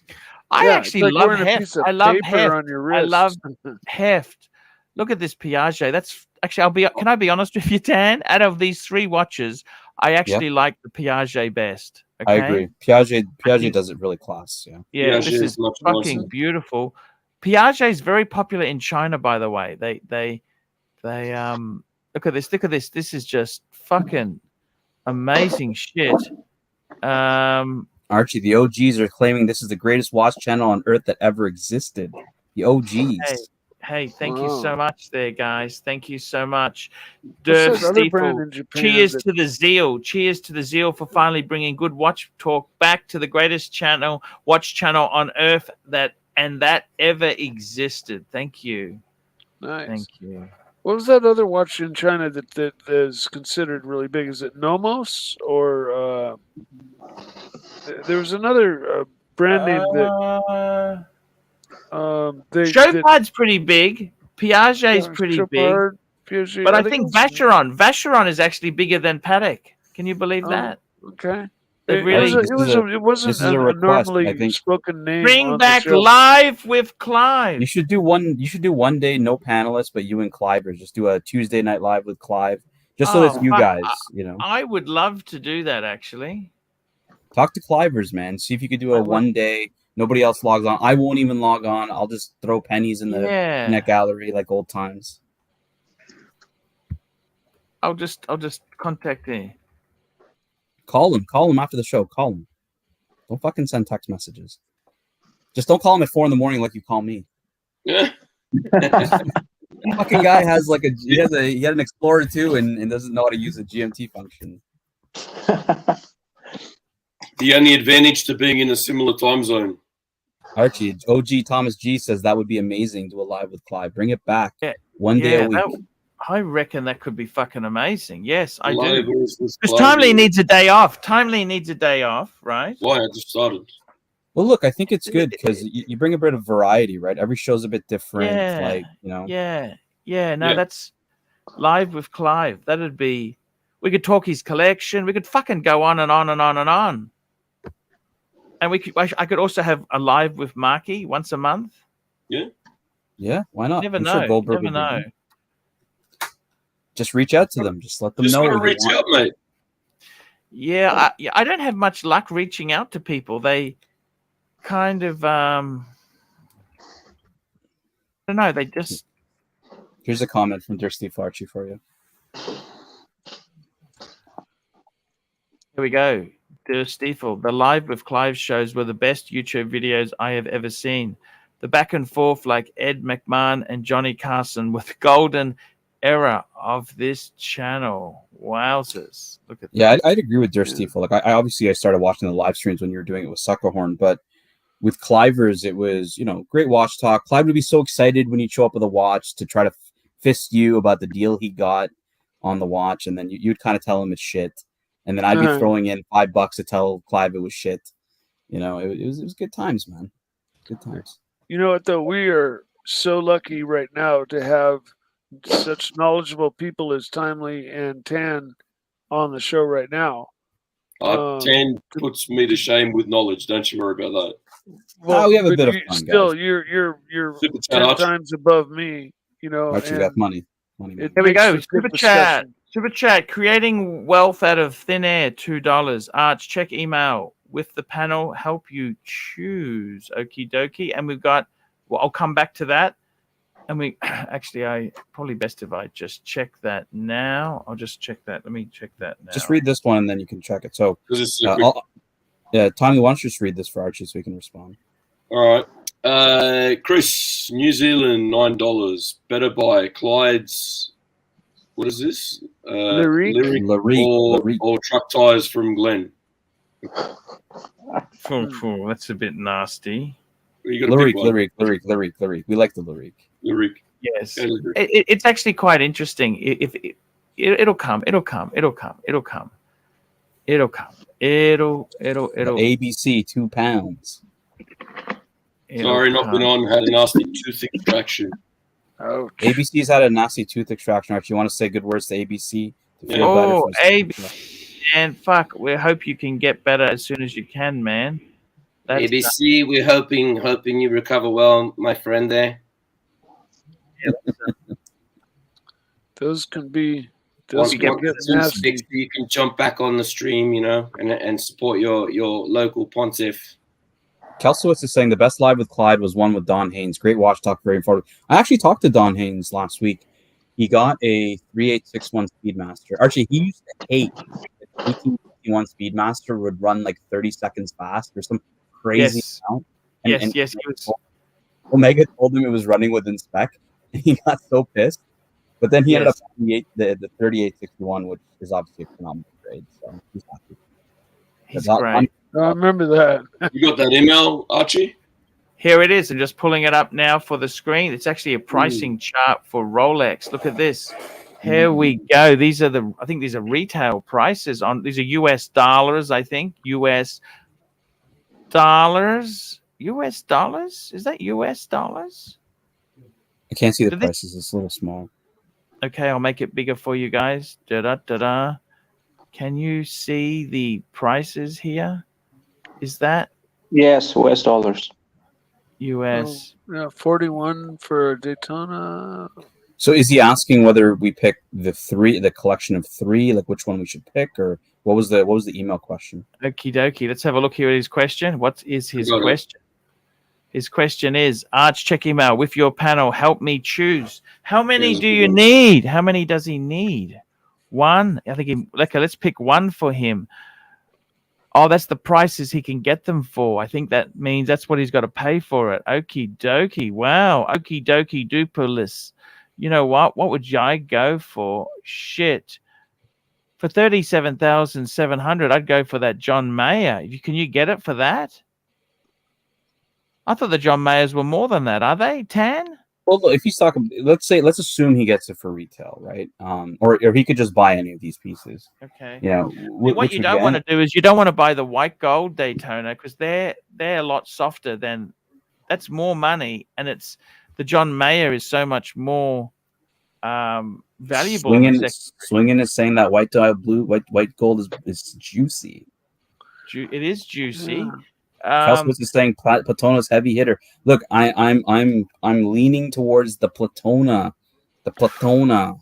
How much for the Platona? But they don't know what he's going to pay for it. Yeah, they never expose the price. They never expose the price. Let's assume he can buy it, guys. Let's assume money is no object. He just wants your take on which one he should get. Arch, help me work with the panel to help me choose 1 President and 1 Daytona. All right, Daytona, boys. Panel, Daytona. Let's do a vote. Daytona, which one?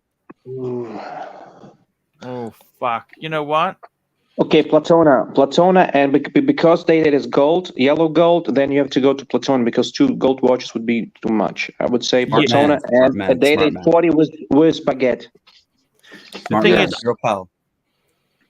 I got to tell you, Tan, I got to agree with Giro there. You'd have to go Platona. Platona. Well. Platona in platinum, right? You know what I fucking want? I like that new. I like that new Day-Date, which has got the green dial. Has he got? No, he hasn't got that anyway. Well, okay. No, he has a platinum Day-Date right at the bottom. It's the icy blue. You can see it's right. No. You know the green dial one, the yellow gold with the green. I know. But like just because Giro was saying Day-Date could only be the gold one, but he does have his option as the platinum Day-Date right at the bottom. So I'm gonna go with the platinum. I'm gonna go with the Platona. Platona. Timely. What do you think? I'm going the green dial Daytona and then scroll down. John Mayer. That's the John Mayer. Well, no, let's go through the Daytona first. Let's get the other ones up. That one would be mine. Okay. And Mikey, which one for you? I'd go with the Platona. Okay, so panel is heavy. I like white or platinum or white gold more than I like yellow gold. Okay, so I just love Platona is so fucking iconic with that bezel, you know, that ceramic bezel and that icy blue. It stands out. It's probably the hottest Daytona they've ever had. All right, so Platona for the winner. Okay, so now we got a platinum Daytona. Now, Jiro mentioned, okay, Platinum Daytona, we got to probably go white, a yellow gold or a rose gold day date. Which day date, boys? Well, it's got 2 day dates that look identical to each other. What's the difference? No, one's diamonds. One's diamonds. One's diamonds. The stick markers. See, I would say the diamond bezel day date full gold. Is that full gold or is it 2-tone? They're all full. They're all the day dates are available. Day dates are running gold, Mikey. Full gold with the diamond. That's actually incorrect. That's actually incorrect, Archie. You can get a 2-tone day date. Trader.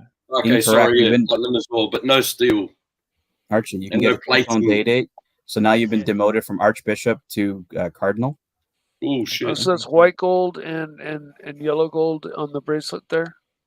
All right, so Mikey's gonna go with a baguette yellow gold. Yes. Pontiff, what do you think?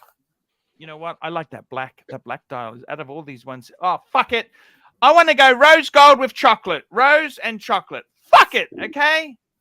Jiro. Yes, I would stick with Platona and day date 40 yellow gold champagne dial baguette. Okay, so he's going with Mikey. Timely. Yeah, I was going to go the Everose chocolate dial in the bottom because it'll match the bezel of the other one. Bezel. I agree. I'm going to go with the chocolate rose gold. So our winners are winner chicken dinner, Platona, and rose gold chocolate dial. Fantastic. Super chat. ABC, £2. Sorry, not being on. Had a nasty tooth extract. ABC, we really hope you're okay, man. Please get well. Take care. Creating wealth out of thin air, $5. All retail at AD. Got to choose one president, one Daytona. Long live the immortal pontiff and his moral panel. Thank you so much. We chose I think we gave him good value. Thomas G, £2. Also nice is the rose gold Daytona Starburst dial. Yes, indeed. Correct. Yeah, I mean an alternate for me would have been the John Mayer and then the platinum. We got Lux report in the chat there. ABC, how is me, myself, and I? Yeah, the platinum day date reminds me of white gold day date because I can get used to this bezel, this fluted bezel, because it reminds me of white gold. I mean, it's now platinum, but it's looks like white gold. Yeah, Jiro, you're right. It's just if you're in the know, right? You know those icy blues are only platinum, and if you're in the know, then that fluted bezel is special because they haven't done it before. So it is special. So you get 2 really special watches. You get the John Mayer and the platinum dated. That would be my alternate over the other option. I agree with that. Yes. Yeah. Archie would hate you and be jealous of you if you had either one of them. So it's okay. It's all right. If that's the case, all he would do is tell you that they're garbage. You'd sell them, and then he'd say, "What the hell did you say?" Archie, which one will plastic get? What will plastic buy of that list? What will plastic get? Hype, baby. Hype, baby. The most hyped ones he would go for. So platinum day date and he'd have to go Platona if he could get a platinum. We would never hear the fucking end of it. Please. I hope that doesn't happen. Please don't do that to us. Can you imagine? You really won't take him to lunch then. Or at least he'll be paying one of the two. That's exactly right. You can afford that. You can afford good lunch. Thank you.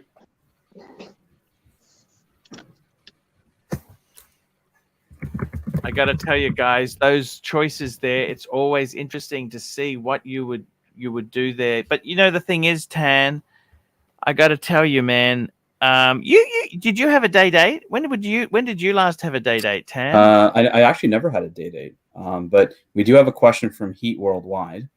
Heat Worldwide. Tan, can you lend me £5? And we've got Tan Zeal, $5 for Heat Worldwide super chat. There we go. There you go. There we go. Very cool. There we go. Done. Look at that. Tan the man is fixing them all up. So no day date for me. No day date. Jiro, did you have a day date? You have a day date? Yes. Honestly, it is one of the most spectacular watches out there. Like one of my favorite watches. I just never had the opportunity because you know, Archie, I chase the paddocks, right? Like I chase I chase different type of tail, right? But to me, I love the Day Day. It's one of my favorite watches of all time. I never Thomas Daytona as well. Oh, Thomas G. Starburst, Sundust, not Starburst. Laugh out loud. Pull it up, Arch. Pull it up, time. Pull it up. That's funny, Tan. I've never owned a GMT. You know that? Well, I'm looking to buy a Daytona probably in the next couple of weeks. So, and the only Daytona I had was the Maserati Blue Dial one, which was originally a white converted to Maserati Blue. You know what I was thinking of doing was I was thinking of buying the Daytona Panda, and buying a Super Jubilee and putting it on the Super Jubilee. Oh fuck! Will it fit? Yeah, they do fit. They do fit. Because you know certain ones don't fit, but you know that, don't you? No, they do. They do. Holy shit! Well, the OC is doing it. OC is doing it on his black dial, which I think it looks better on the black dial. So I stole the idea from OC. I did not make up this idea, but other people have done it. But yeah, no, he bought a Super Jubilee and it fits, and it looks pretty cool. How much is a Super Jubilee? They're not cheap, are they? No, I think he bought his for like $2,500 US. But think about it, right? You don't have to worry about polished center links, and you can just fucking enjoy it. It's classic 60s and 70s Daytona. Is the Day Date also called the presidential, or does that have to have the class, the special class? President bracelet is the date. That's why it's called the president. So it's a Day Date with the special presidential bracelet. That's what makes it presidential. Okay. Yeah, because it was originally they called it the president bracelet. It was a bracelet, and you know you could get a president bracelet in the old days on a solid gold GMT or a Submariner. So is this the Sundust? Are we talking Datejust or are we talking president? I think you're talking president. Yeah, I think. Swinging Kangaroo, do they sell that in two-tone tan? Yeah, he's asking. Swing Kangaroo has a two-tone Daytona. So I think he may be interested in maybe putting it on a Super Jubilee. I don't know if they have the Super Jubilee available in the two-tone. Maybe they do. But if they do, then you could do it. If they don't, I'm not sure. I never really looked into it. Yeah. Very cool. Tommy, when you're done looking at that, if you don't mind pulling up a Daytona 116-500 on a Super Jubilee just to show the group as well. Yeah. What I'm thinking.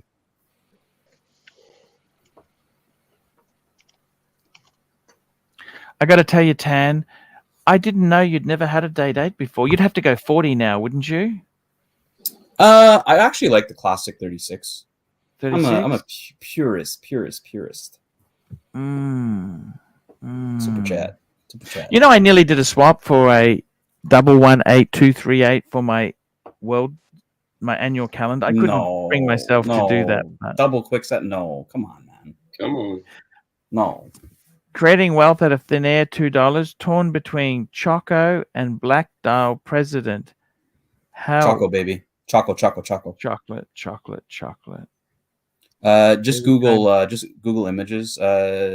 Daytona 116-500 Super Jubilee, because it doesn't come as a configuration from Rolex. You have to buy the Super Jubilee separately. Holy fuck, Tan! Did you know something? You know that we're talking about those ultra thin watches. That fucking Piaget is actually fucking $410,000 fucking dollars. Well, yeah, it's probably fucking hell. So here's what I'm thinking, Archie. Maybe look up the black. Which one you want? Yeah, just look up the black dial. Black dial looks nicer. Yeah. Show Archie the black. Holy shit! Doesn't look bad. You know what? It's Doc BBW all over, isn't it? Well, exactly. It's. Holy they did it in the 60s and 70s, right? But now it fits. Yeah. Maybe show the wrist shot. Show the wrist shot, because this isn't a modern one. You are right. It works better on the black, doesn't it? Fuck. Yeah, it wouldn't be the steel. That's actually a non-ceramic. That's show the ceramic, Tommy, if you don't mind. 16520. That one is. That fucking looks so good. Fuck. They do look good. They don't make sure Doc doesn't watch this. Okay.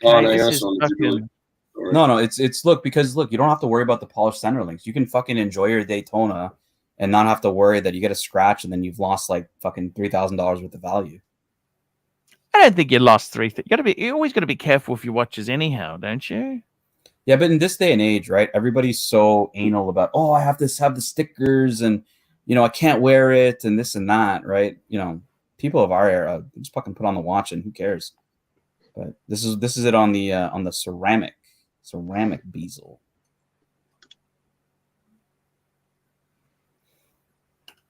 To me, it just makes it wearable. Just makes something you can enjoy. And this is Swinging Kangaroo's response. Oh, snap. Oh, snap.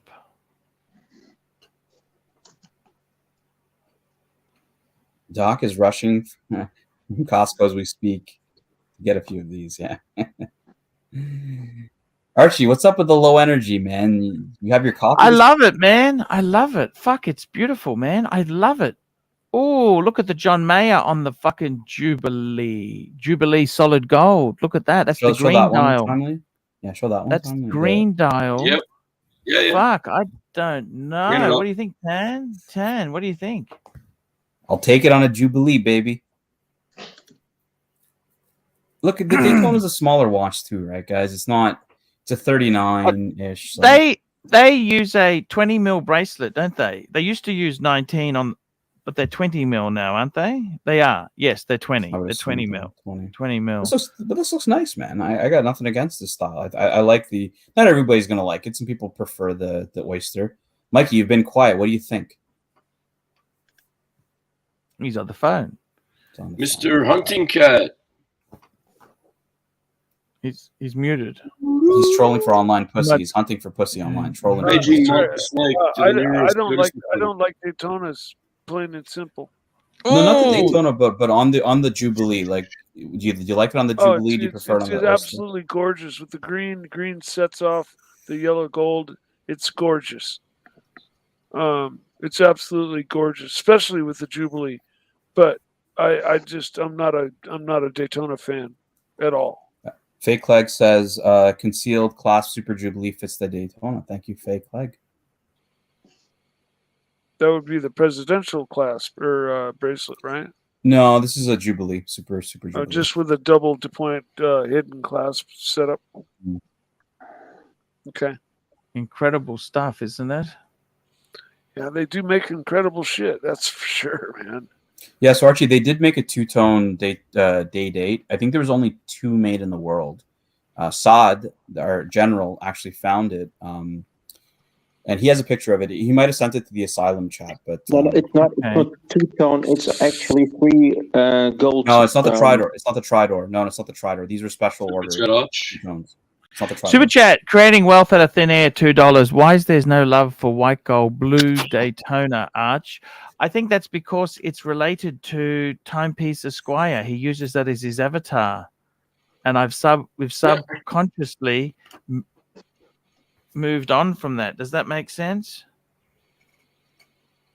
Look, creating wealth out of thin air. Nothing wrong with the white gold blue Daytona.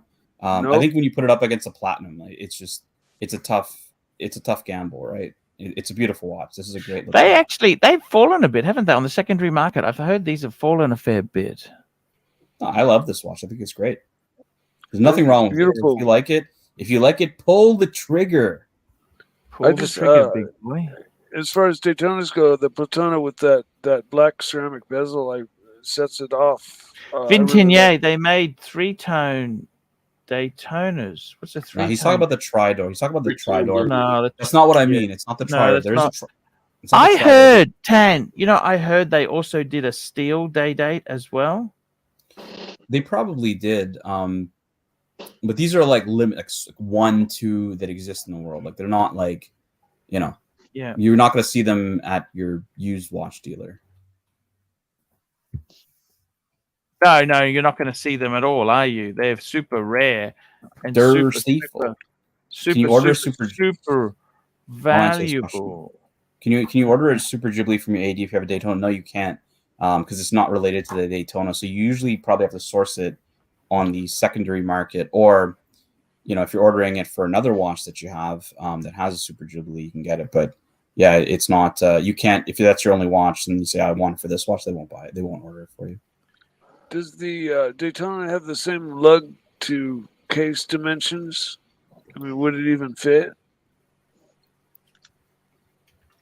Watch Time says they made steel day dates. Numbers are in the dozens. So exactly, like they're very, very rare. You're not going to come across these probably. Ultra Rare says the Gin Tingler. If you want to join us, I'm dropping the link. I'm just bringing this up for you guys here to have a look at. I found something interesting. Rolex Steel Day Date. Here you go, guys. Look at that. More precious than gold. The Rolex Day Date 6611 in steel. Beauty. I thought they had those Middle Eastern dials on them too. They probably do. If you have like a Kanjar dial or whatever, they probably do. Amazing stuff, really. This is the good thing about Rolex. Like, if you go past all this like plastic hype stuff, Rolex is there's just so much variety in what they produce over the years that like you can just do model lines like Submariner and go through hundreds of variants of the Submariner that have existed. Mm-hmm. Yes. The interesting thing is with the day date itself, it's really only commercially been precious metal. They started off doing that with the Sky Dweller, then they released it. That was to put the cat amongst the pigeons. And the rumor is that's because they was too expensive. They weren't they had all these movements they made because Rolex makes a batch of movements. Yeah, super chat from the Tingler. And super chat from the Tingler. $2. 904L is more precious than gold. 904L. Well, you want to know the funny thing is, gold per ounce is more expensive than platinum. Gold, yes, but it's the workmanship. The workmanship. It's a bit too. Platinum is harder to work with. That's the thing. Platinum is harder to work with. That's the thing. Like to machine it, to get it to do stuff is difficult. This is the Masani dial. This is the all gold dial. Masani dial. Look at that. Wow. Oh, do you like that? I don't know. Think of trying to take that to Rolex and get a service dial. Like, I told you the story. Come on. Tell us the story. I told you a guy I know sold one of these at an auction. It was an enamel dial. It was a pink enamel. 18. It was a day date. I think it was a plastic because they did them for the plastic. And what happened was he wanted. So he sold it at auction, and then that customer who bought it was Middle Eastern customer, took it to Rolex. I think it fogged up. The lens fogged up, and then they said, "Oh, that dial's not original." And that customer then took it back to the auction house and said, "We've been told by Rolex the dial's not real." And it turns out it was real, but they didn't recognize it. Yeah, which is, you can understand how that goes, can't you? Yeah, no, it's true. But there's so many variants of Rolex dials, right? Like, stone dials. There's tons of stone dials. This is an all gold dial, extremely rare. They had that lapis lazuli dial for the Submariner in solid gold. That's apparently an incredible dial. Interesting story about the lapis lazuli. There was Marco from Luxury Bazaar was saying earlier today that he thought that the 37mm AP release was going to be in lapis lazuli. I don't know if you guys saw it timely, if you still have the AP one up, but they released the 37mm AP in turquoise stone dial with a yellow gold case. Did you guys see that one? Wow. Oh, that must be pretty. Pull it up. It's very... Look, not everybody likes yellow gold, but it's got turquoise up. But I think it would have been... Lapis would have been Schmicko. Oh, yeah. While Timely pulls that up, Archie, I'll tell you a story about me and vintage watches. So when I first bought my 1680 red Submariner, and I got it, and first thing I do with the Submariner is I always fuck with the bezel, right? Yes. I realized it turns both ways, and I'm like, holy fuck, my watch is broken. Because I didn't know at the time. They were bi-directional. Yeah.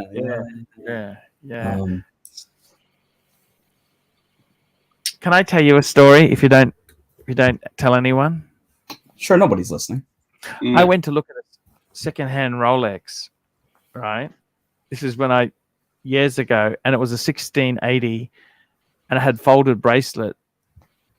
And I went to buy it, and I thought, this can't be a real Rolex. I thought it was fake because the folded bracelet was so flimsy. I didn't know anything about them. You know, I was just so naive. Sam Davidson, £5. AC3, just showing my appreciation to Mike. Big up, Timely 2. Yes, big up, Timely. Yeah, Timely. That's the wrong one. So this is the one they just released. They just released this today. It's a 37 mil. Yeah, 37 mil turquoise dial. So this is a stone dial in yellow gold. What do you guys think of this one? I like it a lot. Oh, look at that! I got to tell you, when did this come out? This is just new, isn't it? Today, 8 hours ago. Yeah. New. I think it's incredible. What do you think? NATO says it's ghastly. It's vulgar. Jamie says horrid.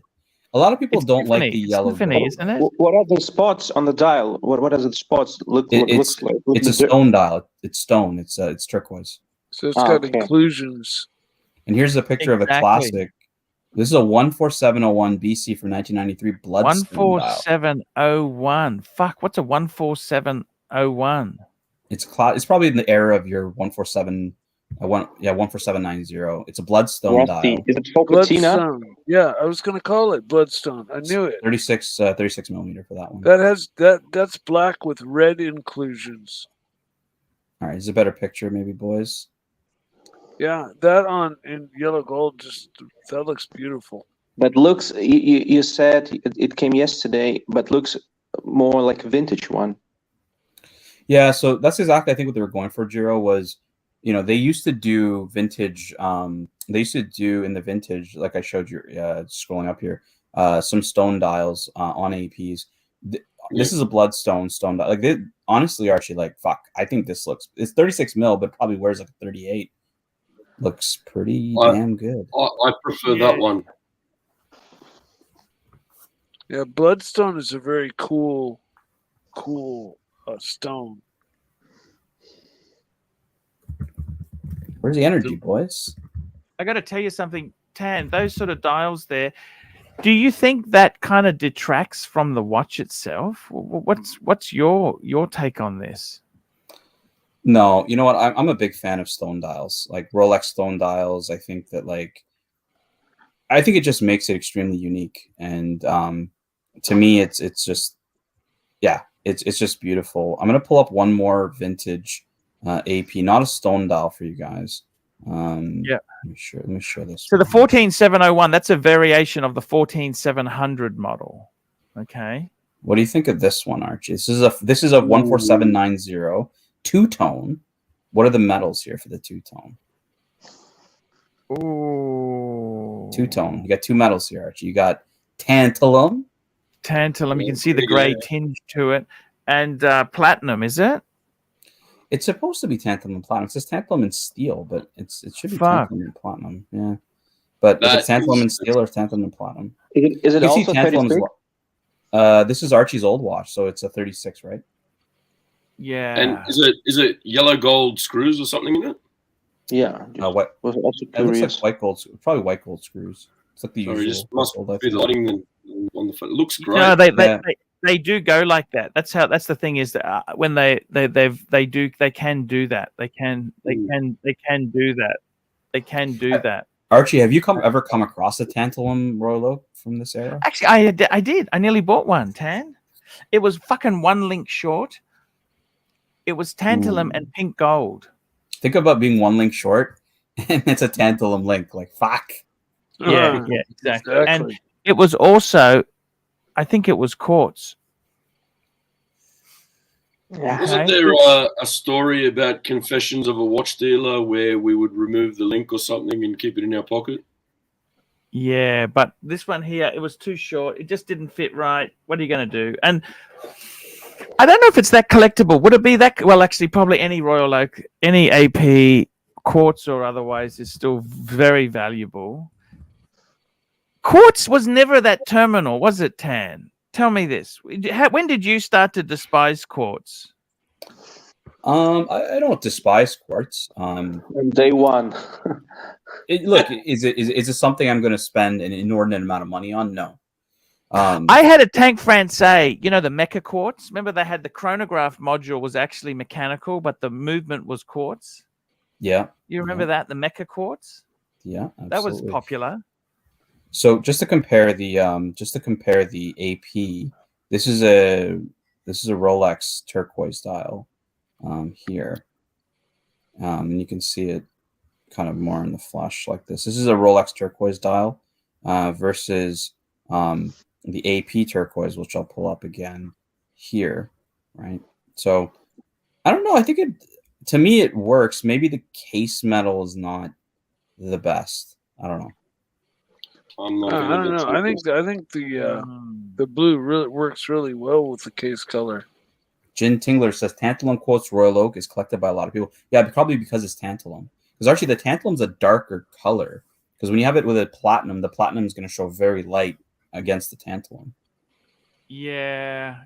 I got to tell you, these exotic metals, exotic dials.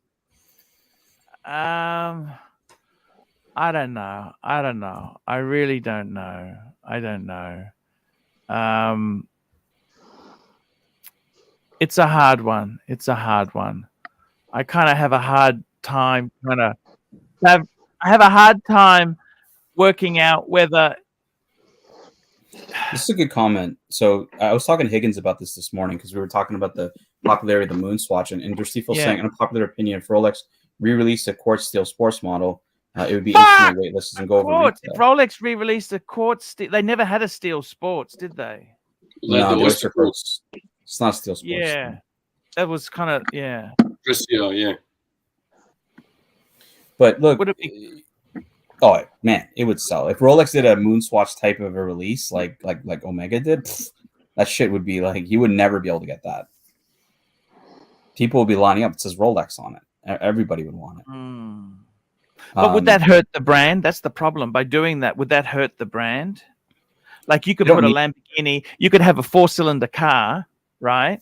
A 4-cylinder family car, and they put Lamborghini on it. That's not what Lamborghini is famous for. Ferrari did that, though. Ferrari did that with Fiat, didn't they? Yeah.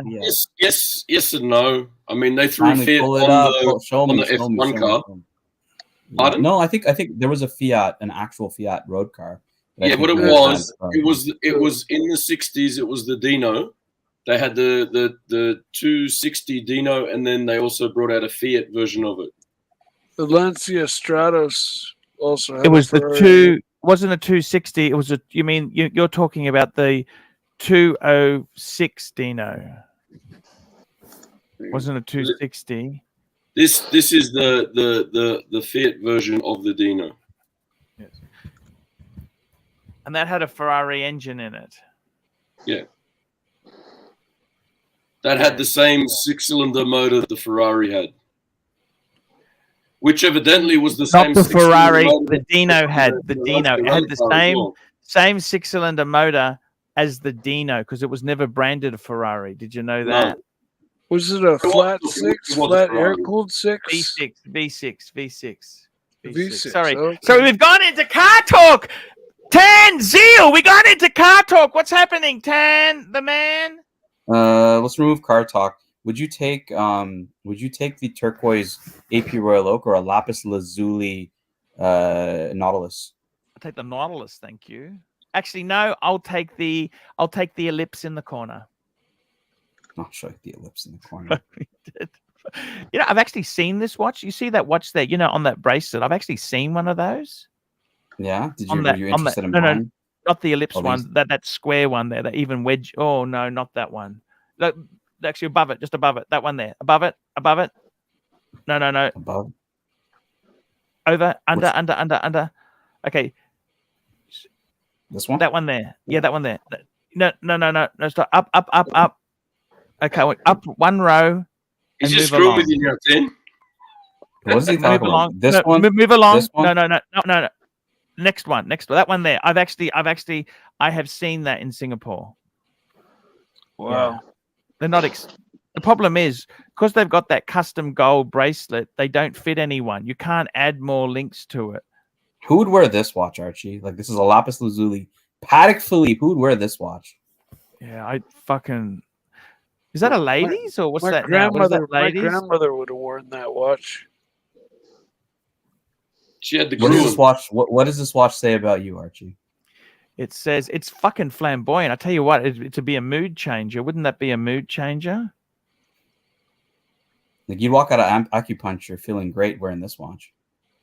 You would, wouldn't you? A couple of needles in your ass, like.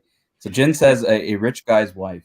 Well, that's a good answer. Rich Swinging Kangaroo wants to know what are these, Archie. You need to educate people. Oh, these are 1970s Pateks, 1970s, I think, aren't they? 70s? Yeah, that's why my grandmother had a lot of jewelry that looked just like that from the 70s.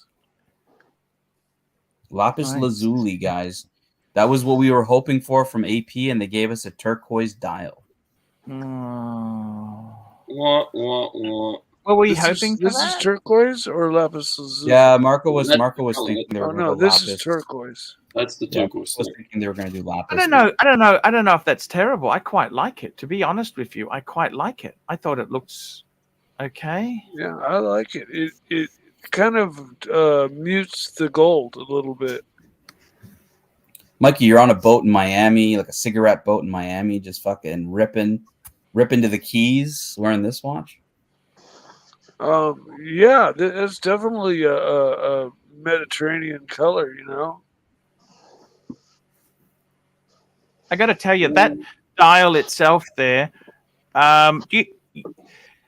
you've got to be extra careful with these. These crack, they're fucked. You know what I mean? They're like how do you get spare dials like that? What the fuck do you do? Yeah, that's one thing Saad did mention is often in stone dials, you got to be very careful because they do get damaged, and replacements would probably be a fortune if you can even get one. Yes. Yeah. You might even have to get one custom made or something. Well, it'd never be the same again. Once you fuck that dial up, that's where the money is in the dial. Turquoise dial needs black hands and markers. Turquoise. Angelic says lapis is beautiful, but so is turquoise. Yeah, they both are. But lapis takes the cake. I mean, the deep blue that you can fall into. The blue. Turquoise. Yeah, turquoise. Thank you, Jimmy. Turquoise is pretty. Lapis lazuli is like really more elegant. It's a real sex watch. I don't know. Take a vote. What is the retail price for this watch, Dan? Sorry? What is the retail price for this beauty? Let me see. I didn't actually. What's the reference on that? What's the reference? What reference is that, Tan? That's a. It's a 15. 15,500. For 15,550. What the fuck? It's the new one. So Giropal, 51,000 Swiss francs before tax. Fucking that's not that much. I expected even more. I saw it round about 100, but 51. So it's not bad actually. Still affordable for AP gold. Not bad. So when are you getting one? Deal $5. Name 3 real sex watches, Archie. Sex watches. Submariner bluesy. Solid gold bluesy. Root beer. How could a root beer not be a sex watch? With a name like that, it'd have to be a sex watch. Hey Archie, we got Dirk Diggler in the chat. You want to say hi to your boy Dirk with the best ribs in the country? Dirk Diggler. Arch is right. This is watch you don't take off during sex. Yes, indeed. How good were the ribs, man? You said Dirk made some good ribs. They were fantastic. And I had a nice chat to Dirk. He's actually a nice guy. He's a really nice guy. He likes to play around and throw some stuff around, but he's a nice guy. I really had a good time with Dirk. I had a nice chat to him. Because I got to tell you something. I was on the boat and I realized something, guys. it gets a bit choppy out there. Best to just sit down and don't walk around, okay? Just sit there and, you know, it was an amazing trip on the boat. It was absolutely amazing. What is less water resistant? Yeah, go for it. A blank paying dive watch or a Pam Dew. What does he mean, Pam Dew? He's talking about that. The Dew. It's 30 meters. 30 meters. Why did they do that? That? That's timely, man. It's his paisans. That's timely. Well, they do it because they're Italian. Anything that they can do to cut the cost and, you know, make a profit, I guess, whatever. Why would you bother putting more water resistance in when this is easier? Timely, you need to do this as one of the themes. This theme from their Stiefel. Is this a stone dial on the picture? Yeah, this is bloodstone. Yeah, bloodstone. Like this is the bloodstone. Okay. Yeah, so their Stiefel says that was kind of green at first. Yeah. Yeah, 100%. What we'll do, and you better start practicing, Archie, right? Get a watch that you've got on for leather strap, and we're going to time you to change them. Ha, ha, ha, ha. No, we'll do it for money, right? So Archie makes $100 if you can do it in a certain time, $50 if you can do it at a certain time, and it'll just lower the super chat with the more time he has. And you have to unleash. Unfortunately, I don't keep any watches at home because of burglars. I'll have to wait until I get my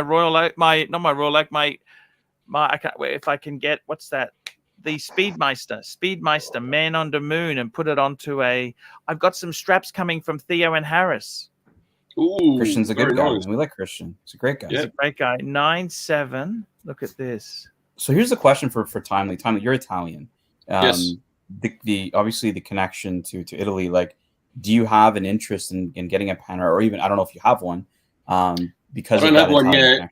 I did think about it, and I do like having that, you know, Italian military kind of connection.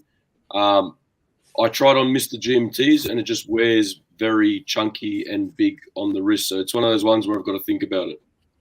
But you love the Monaco. That's another chunky monkey. Yeah, but not like this. This is bigger. There's a lot more case on this one than the Monaco. What size was his? He had what size was his? Couldn't tell you, but it was classic Pam. Tan, you were a Paneristi. Classic Pam size is 44 mil, isn't it? 44 for the Luminor. Yeah. 44. I think he went for a 44. I think he just went for the standard size. He didn't want to go for anything too small or different. He just went for the quintessential Pam. Look, for me, the Pam's always historically had an Ebosh movement, so either a Rolex movement from way back in the day, or in more recent times an Etta movement, an Ebosh movement, just like Tudor did before they went in-house, right? They were 44 mil, and you know what? For me, they were simple, right? Like, and for me, my favorite Pams are the Etta movements, you know, like the 1111, 000, 005, 112, you know, sandwich style if you can get one, preferably. But those are the to me is the sweet spot for Pam. And probably the collectors they hold pretty decent value because a 1111 is always, you know, people like that watch. So, and it's a great entry point. Manual wind Pam. You just want to get it with a black dial, of course. Black dial with Pams.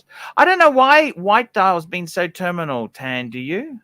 Look, Paneristas, you know, they don't like to deviate. So so Timely showing, for example, the Pam 111, which is small seconds at the 9, Luminor Marina, and then Panerai. Simple dial. When they went to like the 8 days, and then they even modified that to the 8 giorni or whatever, the 8-day version in Italian, they fucking hated it. 8 giorni. They hated that shit. They were like, no, it needs to say fucking Luminor Panerai or Luminor Marina Panerai. That's it. None of this other bullshit. Strider, $3. He tried on a Panda and felt small. 42 mils better, I think. You were saying, Tan, you thought the Panda was a bit small as well. You made that comment this morning. Well, it is, right? It's a 39 that I think Swinging Kangaroo says it even fits to him like a 38.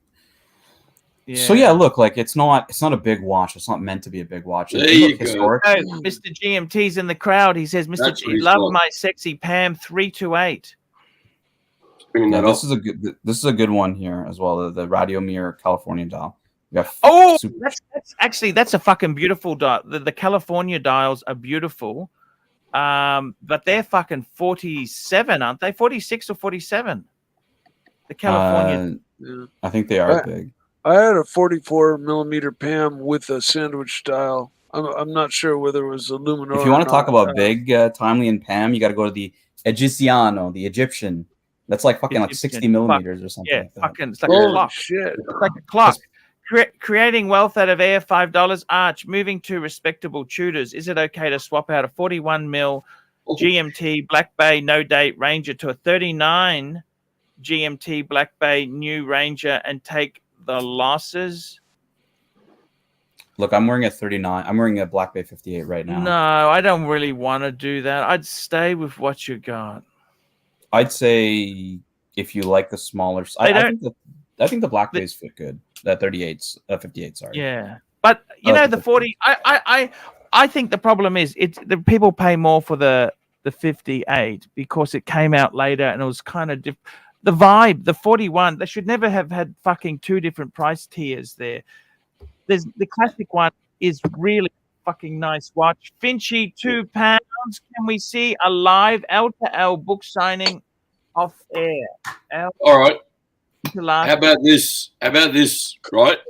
Grab yourself two copies of Luxury to Last, and then on air with Tan and I both here, you sign us a copy each. That's right. I got to organize some. I do have to do that. Yes. Unique signing to each of us. Yeah. Yeah, definitely, sir. Of course. Have you ever seen the Egiziano? So Panerai used to make watches for the Egyptian military as well. So this is a reissue of the original watch. That version, military. The Egiziano. Better picture here. But it's huge. It's like fucking 60 mils or something. I have an Egyptian friend who really wants this watch, and it's just fucking massive. But can you know that new Rolex, that's 50 mils. The titanium fucking super diver. This is even bigger. Yeah, it's a collector piece, right? Because you can see it says Radiomir, right? But it has the Luminor-ish case.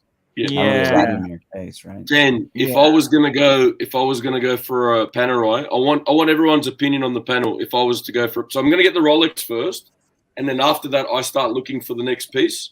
If it's gonna be a PAM, am I gonna get the Radiomir with the crown, onion crown, or am I gonna get the 111? So look, the Radiomir is a dressier watch.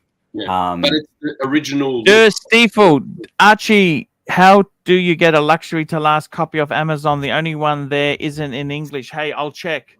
You can always go to Lulu. Go to Lulu. They sell copies. Lulu.com, Luxury to Last. Yeah, look, they did. The Radiomir is more true to the World War II era Panerais used by the Frogmen during that war. But the Italian military did have the Luminor as well later on.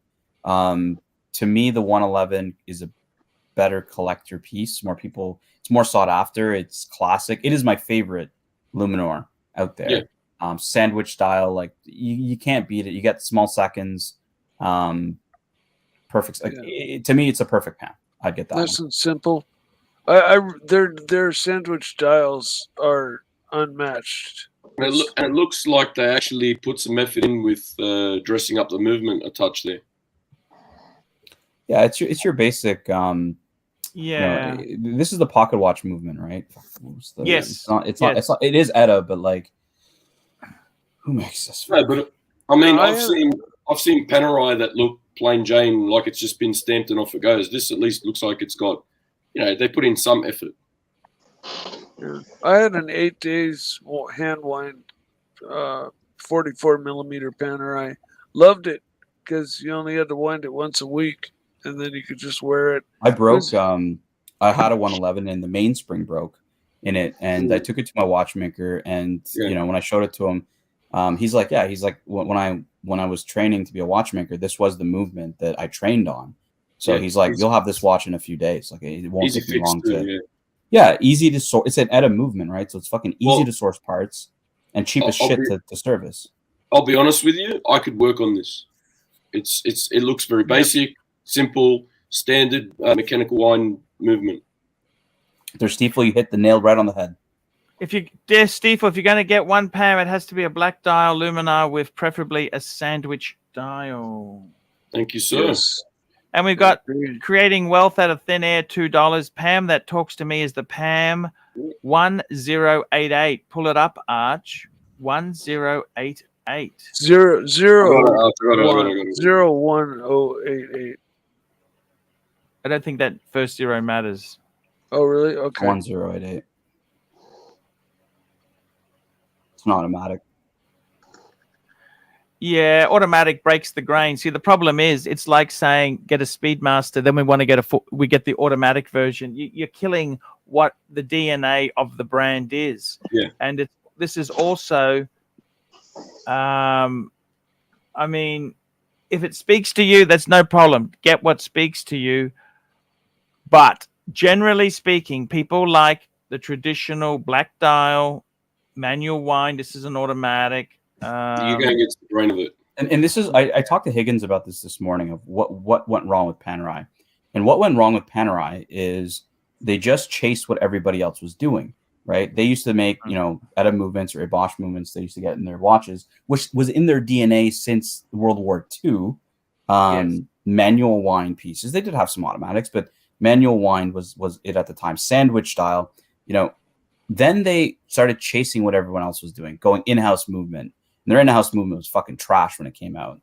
And then they started chasing all these complications. Like, nobody gives a shit about a fucking Panerai perpetual back calendar. to your tradition, yeah? Like, just stick to what you guys do.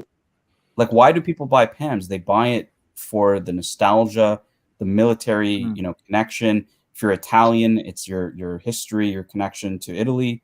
The design, the design is iconic. You can tell a PAM a mile away, when someone's on someone's wrist. Like, that's what you buy. So, but they just lost their way, and it's just, I don't think there's any going back for them at this point. Tell me this: they were probably the first real collector watch where there was a paneristi, like a movement, just who was so focused on getting them. They were the sort of the first ones. I can't think of anything. I mean, there was Rolex bubble backs, there was Rolex Princes. People were chasing, but they weren't the same enthusiast. These were internet savvy. You got to remember. So the Paneristi, they just celebrated their 20-year anniversary to Tan. I think so. Yeah, it was the 20th. It was the PAM 20. Was it 2020 or something like that? Yeah. That the guy showed yesterday. Which was the 20th of Paneristi forums. Yeah. Are you banned from the Paneristi forums? Are you banned? Yeah. Yeah. But can you read this comment from Der Stiefel? Here, Der Stiefel. When I got my PAM 510, I walked into the LV boutique 10 minutes later, and a sales associate from 20 feet away shouted across the store, "Nice PAM!" and never had that ever happen before. Yeah, you can spot it a mile away. But yeah, PAM, you've had a few PAMs, Tan, haven't you?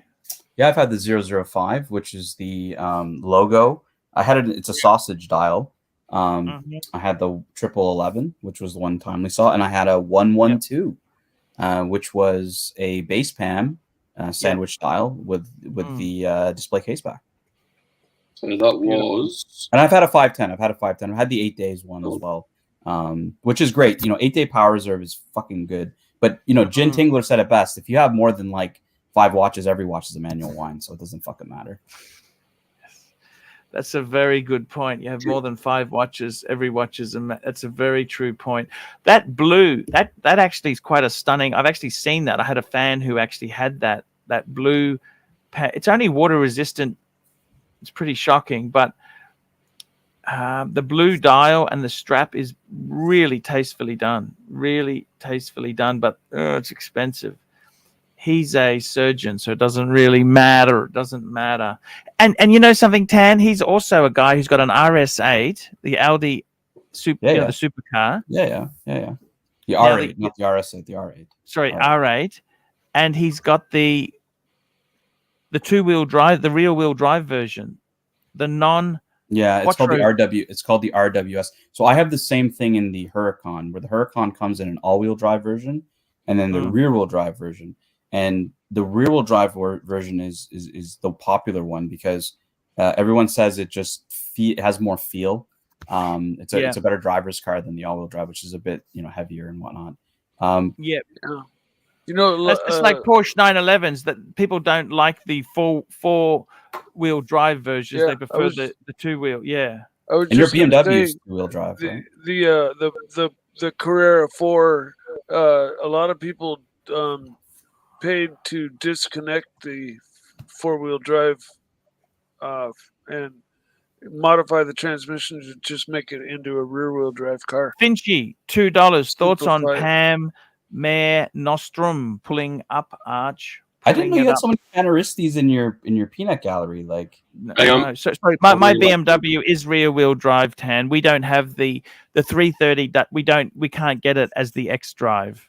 In Canada, it's the other way around. Like, you get more X drive just because of the winter. Yeah. Archie, I didn't realize so many of your fans like Panerise. Panerise, yes. I thought it'd be toxic. I thought it'd be ratings poison, toxic sludge, but I guess it's not.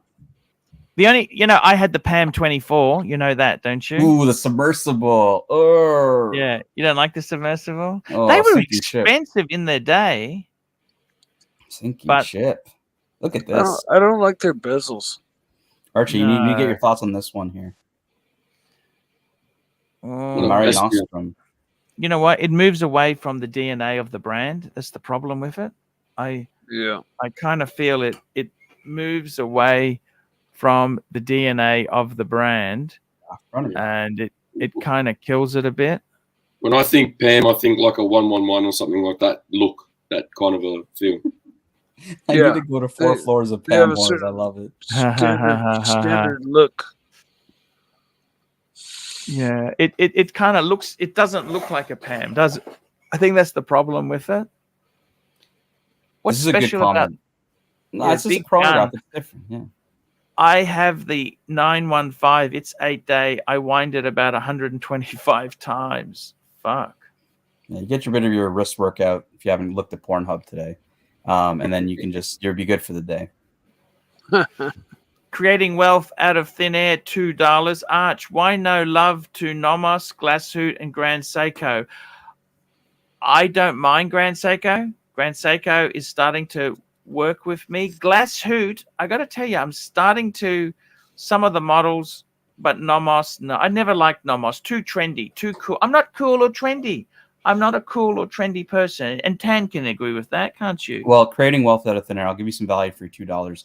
After the show, look up, I think it's on the Paul Pluta channel, somebody who did a paid review asking Archie if he should trade his, I think it was trade my AP for a Nomos or something. It's a great video. Mm-hmm. I don't know, do you remember that paid review, Archie, when someone was asking you, should I trade my AP for a Nomos? And you're just like, what the fuck is this? You paid money for this review? Like, Yeah. Because and I had some other guy who had a huge, he had a big AP. I'm trying to remember, it was an offshore, and he wanted to swap that for a freak, Ulysses Narden freak. What do you think of that idea? Remember, Freak's not the sex watch, is it? Like, because UN does the sex watches as well, right? Yes. The freak is the one that has the smiley face on it, the Joker face, right? No, that's the Konstantin Chaikin Joker. Oh, okay. Look at this. What do you think there? Timely, that is actually, dare I say it, reasonably attractive, isn't it? Yeah, it'd be nice if the pictures were the right way around. You're a Glasshoot man, aren't you, Tan? I can appreciate Glasshoot. I'm not particularly interested in buying them. Look at that dual swan neck balance. That's one of the things about Glasshoot that I see on a lot of their watches, and it is the bridges are hand engraved, and the dual swan necks are just like beautiful. Yeah.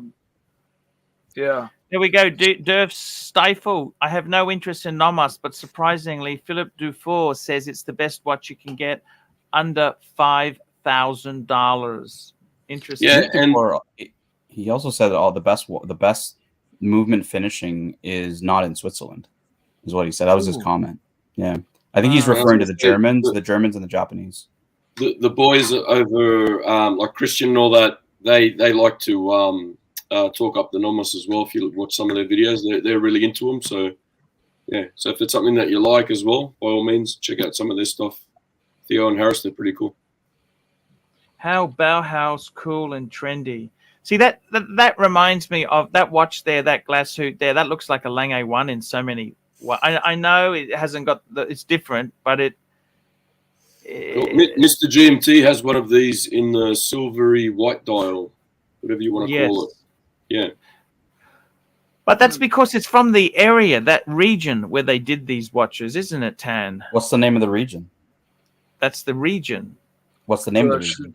Glashütte region. There you go. You learned something from Mikey today. Glassy, yes. You've been demoted from Cardinal to just like Valajou. Archie, are you going to end the show as an altar boy? Like you're going to be Archmistress. Scott Calvin, $5. Love all the Pam talk. I also think the Panaristi form is being rebooted. See if you can get back on there, AC3. Arch, good and bad of the Pam 24. What I liked about it was a no-nonsense dive watch. It was I loved it. It had the date and it had the bezel. So you have many functions to it. What I disliked about it had that noisy rotor. It uses a movement from a 7750. Why do they do that, Tan? Why? It was it's a Bosch, baby. That's how it does. We do a Bosch with Pam. It's the right way to do it. It also had a spring-loaded. So if you want to take the spring, you push it in. If that gets fucked, I think the case is fucked. Scott Calvin, this is the submersible to get. This is the one.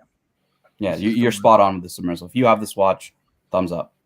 And the other thing is too, they've actually the newer version. It's gone from a PAM 24 to a PAM 1024. Yeah. I'll be right back. Archie, I want you to go full screen and tell our good friend Creating Wealth Out of Thin Air, who's been so kind to donate so much money today. You know, you like the blue, give him a thumbs up. Let him know if this is an Archie approved watch. Arch, I have the exact blue glass suit. Cheers, 100%. I love it. I love that blue. It is beautiful. It's beautiful. Beautiful. Look, honestly, if you had it, you're going to be happy with it. It's a beautiful piece. It's a nice watch. Man, I didn't know Panerai. Guys, covering some really awesome stuff. Absolutely love it. Yes. The Pam talk, it's good stuff. I couldn't afford a Pam's years ago, Timely. They were expensive.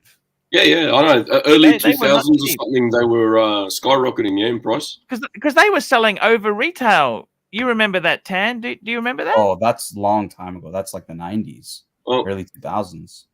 After, okay, guys, opinion, right? So respect both your opinions. Hunting Cat's not here. If you would, I'd ask him as well. But after the Rolex, should I be looking at the Pam next or the Monaco? I'd get the Monaco because you got the fucking jacket. You got the jacket. I would disagree just because you're Italian. And I know that, you like your Ferraris, you like your Italian automobiles. You have that heritage. Look, Marco, we tried to tell Marco the same thing, Tan. Marco's first watch was a Pam, right? Yes. Yes. He had a Pam. Like most Italians, I'm not going to generalize, but most Italians that I know that are watch collectors, they will consider Pam for the heritage because it's an Italian brand or was an Italian brand. Look, I love Pam. I believe in a one Pam in your collection. And look, that Pam could be anyone. It could be a submersible, it could be a radio mirror, it could be a Luminor, whatever you like, man. But I believe you should definitely have a Pam in your collection. Is this picture of the Glashütte, is that complication on the at 2:00? Is that a moon phase?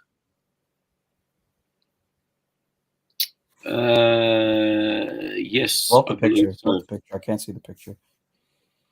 Yep. Moon phase. Okay. Cool. Moon phase. Because if it wasn't, it's a Mond phase, not a moon. Mund from the German. Mundus Mundi. Mund region. Okay. There's Stifel's loving he has both. He has the Monaco and the Pam. The monocle, I like that golf monocle that they did, the new one. It's pretty cool. Actually, yeah, I totally get Very it. The cool golf looking. monocle is super cool. But if you have to have a monocle, Archie, you're going to go with caliber 11, right? Of course, Yeah, you yeah, can't go 100%. caliber Exactly. 12. Can't go caliber 12. That's compromising. No. But I got to tell you, if I was Italian, swinging kangaroo, I got to get Nana Plaza street special pieces for fuck's sake. So I got to, we did that one. Love my glass suit, Kalsowitz. It's classy and different. The best part is nobody knows what it is. Stealth wealth. Good point. I mean, look, Kalsowitz is working in Hollywood, right? Like he's, you know, he's a cameraman in Hollywood. He's working $7 a night. Well, You no, were saying Johnny if English, you're Johnny Italian, English. you would. I would get the piece. I think for your heritage, it's something I that would you know. fucking, Italian has such. I'll be honest with you, okay? Don't take this the wrong way, Timely. Yeah. Amazing style, amazing fucking soul. The quality needs a bit of improvement. Quality. Well, no. You're supposed to say amazing quality, but for the other reason. Okay. You're amazed that it's so bad, the quality, right? Yes.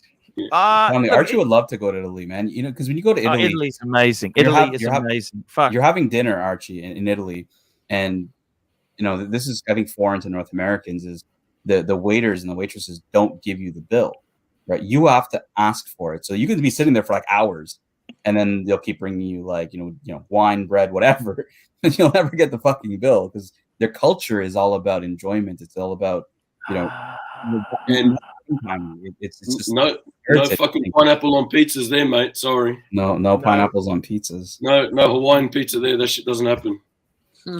Tell me, Timely, I've got a simple question. Then we'll wrap the show up very soon. The secret to a good Phoenician cedar, $10. Look at this Phoenician cedar, $10. Even though I regret selling my Black Bay 41 Smiley, that's with the ETA movement, I'm so happy with my recent Black Bay 58 acquisition. Well balanced and not top heavy. Yep, I agree with him there. Absolutely. Did you ever have a Black Bay tan? I'm wearing a Black Bay 58 right now. Fuck. I've owned the Etta version 41. I've owned the chronometer grade 41. And that was, I had that during the time when you had the Burgundy. And I flicked both of those. And then now I just recently purchased the Black Bay 58 blue on the strap. That's what I'm wearing right now. Frozen bases. That's a deal breaker, isn't it, Timely? Yeah, it's horrible. Yeah, frozen base. Yeah, frozen bases. We're yeah, dedicating the show to Mr. G. You guys are talking about all the watches. Guys, we're going to wrap up the show today. Tan, it was amazing. Timely, amazing. Hunting Cat, it was amazing. And everyone else who's come on today, man, we had a great show. It was fantastic. So I want to say a big thank you to everyone. The audience was good. It's good to, we had some great talk there. Tomorrow, are you coming tomorrow, Tan? What's your movements, Tan? You're a busy man. I don't want to pressure you. Yeah, I think I got some company coming over tomorrow night, so I'm not sure. I'll be doing JJ's show during the day. If I have some time to come on in the afternoon, I'll hop on. Hey, no worries there, guys. Check JJ's show. You got one more super chat. One more super chat. Don't hang. One more super chat. Big guns, $10. Good show. Okay, guys, we will see you tomorrow. I'll just run the outro. Tune into Archie Luxury, does 2 streams on a daily, but that guy won't do shit for free. Archie Luxury live stream, we got Mike the Snake and his hunting cat, Pantera, Tony Frackers, what do you think of that? You won't engage till you super chat. Archie Luxury live stream. Archie Luxury, you're looking depressed. You've come onto your show, but you're only half dressed in a Herman Soul shirt. Forget the rest. Archie Luxury live stream.